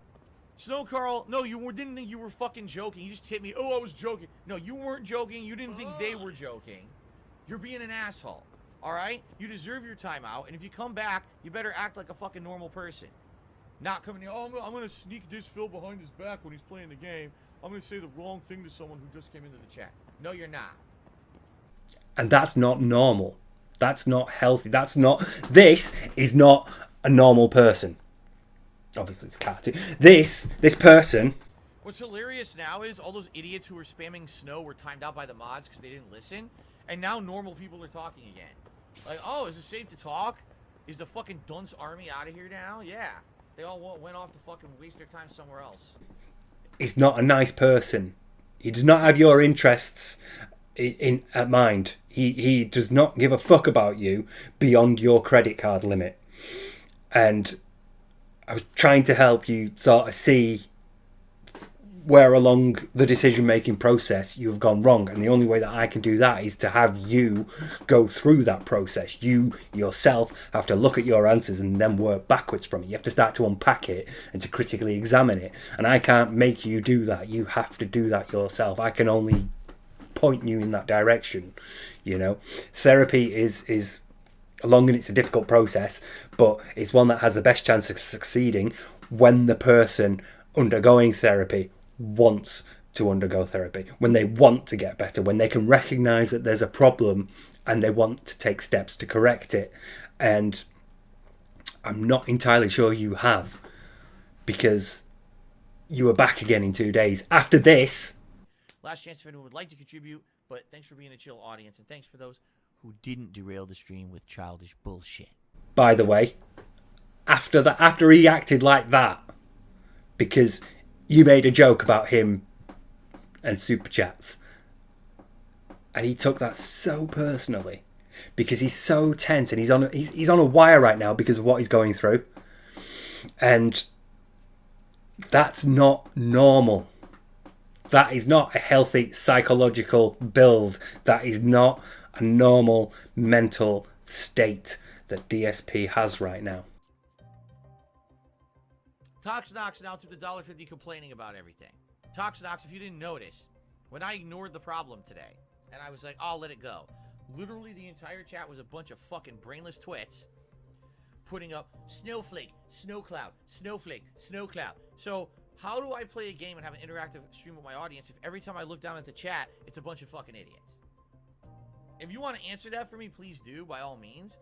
I'm not aware of a way that you can have a fun interactive stream with an audience when you got a bunch of idiots derailing it. They did it with the Carl shit, they're doing it with the Snow shit, they're doing it because they're assholes. They're here to ruin the streams for me and make it so that my regulars aren't having a good time. That's literally what they're here for. So unless you have a solution, I don't know what else you want from me. I really don't. Like, what else do you want from me, right?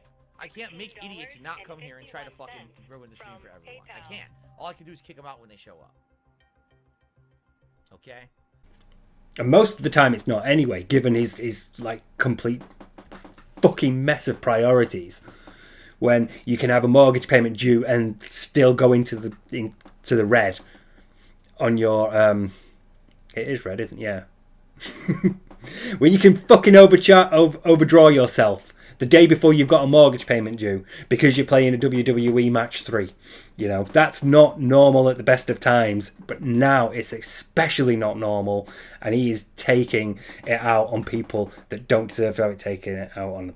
You've supported him through thick and thin, and he's treating you like this at his most desperate moment. At the time when he should be so grateful for your support because you're sticking with him through all of this shit, he's instead acting like that. He's called you a fucking arsehole and told you to fuck off. And you went back to him 2 days later. So, I think I've said it before, I probably will end up saying it again. I'm not mad. I'm just disappointed. And I've got bigger fish to fry anyway. I'm currently reading through OIC's DMs that have been leaked because I want to address that as well. And where do you go off that? I've seen a theory. I've seen it posited that I'm not actually seeing a full-fledged theory yet, but I've seen it posited that OIC has bipolar disorder, and I don't want to say I buy it, but I can see the validity of it.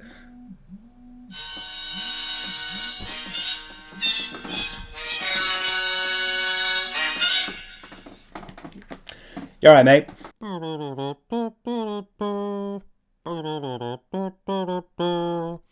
It's bound to happen eventually. Somebody phone me and, you know. It's bound to happen. I'm amazed it didn't happen earlier, given that I can go on for like 2 or 3 hours. But yeah, so OIC's mental state is also something that I would like to consider. I'm not entirely sure he's bipolar, but it does explain quite a lot, especially if he's rapid cycling bipolar, which is normally with bipolar, your periods of depression and mania are the months, you know, periods of months, at least periods of weeks.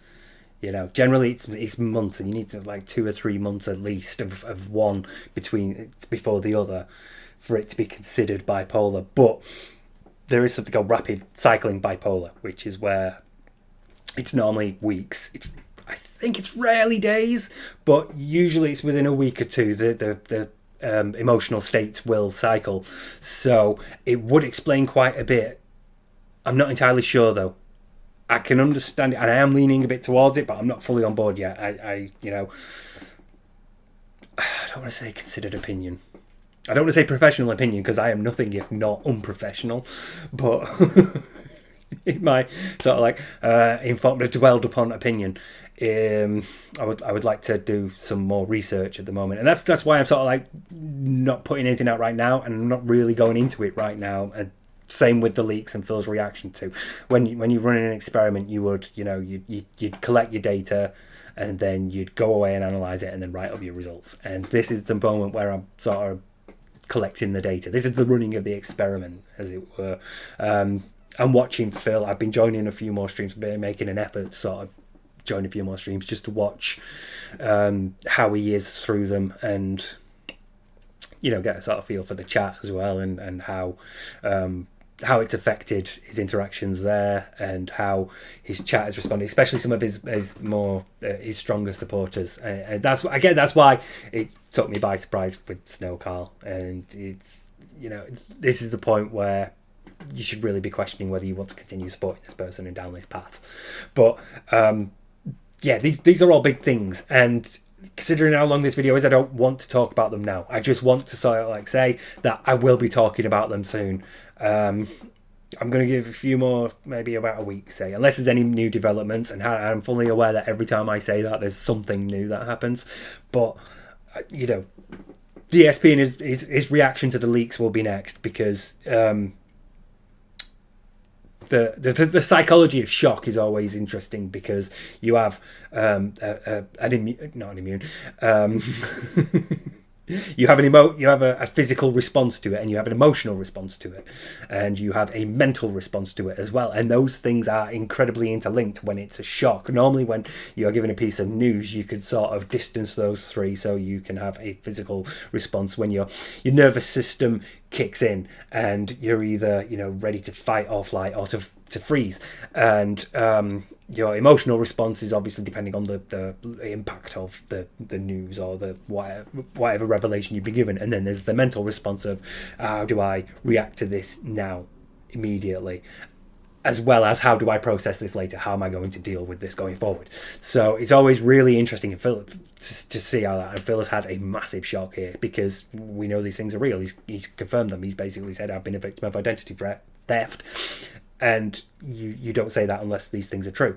If these things were false and they were wrong and they were lies, he would say that because it's Phil, and he's keen to paint most things that are said about him as lies and untruths and fraud perpetuated by mentally ill detractors. But here his reaction was different, which tells me that he's reached the point where he can't deny it anymore. He's reached the point where this thing is too big for him to sort of like say, it's just conspiracy theory bullshit, it's detractors, you know, they're all mentally ill, and you know, you shouldn't go and join them, you should stay here, you shouldn't pay attention to that, you should just chill in the stream with me, and by the way, could you help me out with some chargebacks? So Phil's response to it has been very interesting, and I will address it. I do sort of I don't know whether to do a video on OIC or not. I'm going to have to mention him at some point because of how significant and integral to all this he is. But I also know that it's, you know, OIC is persistent, if nothing else, and I don't want that in my life, you know. I don't want what Super Crazy's had to go through. I don't want shit like that. So yeah, I am not here for drama. I am here because I have a interest in the psychology of Phil and everything that's around him, and I want to analyze and examine it. I don't want to cause shit with anyone. So I'm gonna have to mention him at some point, but I don't know if it'd be a dedicated video of his own or it'd just be part of me talking about Phil and the leaks. But either way, it's no, you know, OIC's. It's a tricky. I'll cross that bridge when I come to it.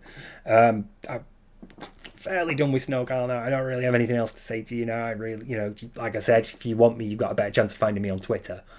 But I don't want necessarily to know your answer. That wasn't really why I did that video. If you want to tell me, that's fine. And if you do end up talking to me, you know, and it does come up, then that's also fine. But I just want you to know that my primary reason for doing that video was not, hey, Snowkarl, tell me this. It was just to sort of make you question things and think about why you were doing what you were doing. So yeah, those are the next few videos anyway. Fuck, I really want to come back to his relationships. I really want to do something about his relationships, because how he was with Liana and how he is with Kat are two very different things, and I think it's really interesting to go into them now. And I also want to say to people, because this comes up every now and then, I'm going to be doing the Wolverine story, and the debunk stream. I'm going to be doing both those things. The debunk stream will probably be on its own, and the Wolverine story will be part of like a bigger video on his childhood, but those things will be addressed soon as well. It's just that every time I want to do something soon, DSP does something, and I think, fuck, knobhead, let's do it. So, yeah. I would just also like to say thank you all for watching, and for getting me over 850 subscribers, which is more mental to me than appearing on one of DSP's streams in the chat. I think he saw it as well. I really think he saw it, because he went on break straight away, and then he was on break for longer than the time it takes to watch my video. So I think he saw it in chat, had enough self-control to not go, who's this Steve, what the fuck is he all talking about, explain yourselves or I'll ban you. And I think he just thought, right, you know, if there's this video about Snowkarl, then I'm gonna go and watch it. I know you watched it, Phil. I know you did. And I don't need any evidence other than the time frame and the fact that I've got a dislike or two. So, which I'm assuming one was OIC, one was you. So yeah, thanks for watching anyway, Phil, and thank everybody else for watching all my videos and giving us subs and spreading us. I got a lot of subs from Super Crazy giving us a shout out, so I want to say, like, big ups Super Crazy, because you know you have been one of the, you've been one of the people that have been there the most. I think just because this whole thing started off a comment on one of your videos, sorry. So yeah, I sort of owe you this. Not I owe you this. This is because of you. It's not the worst thing you've done, probably, but it's got to rank up there. You brought Steve of the Dead to the masses, for better or for worse. But yeah, thanks everybody. I really do appreciate the support. It really does blow my mind that I'm over 850 subscribers. It's fucking mental to me. I didn't think it would be this popular. Me ranting about Phil and going, look, he's a fucking narcissist. He's a twat. So yeah, I really appreciate that. And I'm looking forward to doing a few more. These are interesting times now. These may be the end times. But yeah, I may end up writing a sequel to When Prophecy Fails, given this. So yeah. Anyway, thanks for watching, everybody. Take care of yourselves and each other. Jerry. He needs Jerry Springer. He needs to be on Jerry Springer. It's a good ending, isn't it? Yeah. Look at now. Is he ever annoyed or not? Doesn't like being picked up. Oh. Do you say goodbye? Not like happy, does she? Oh.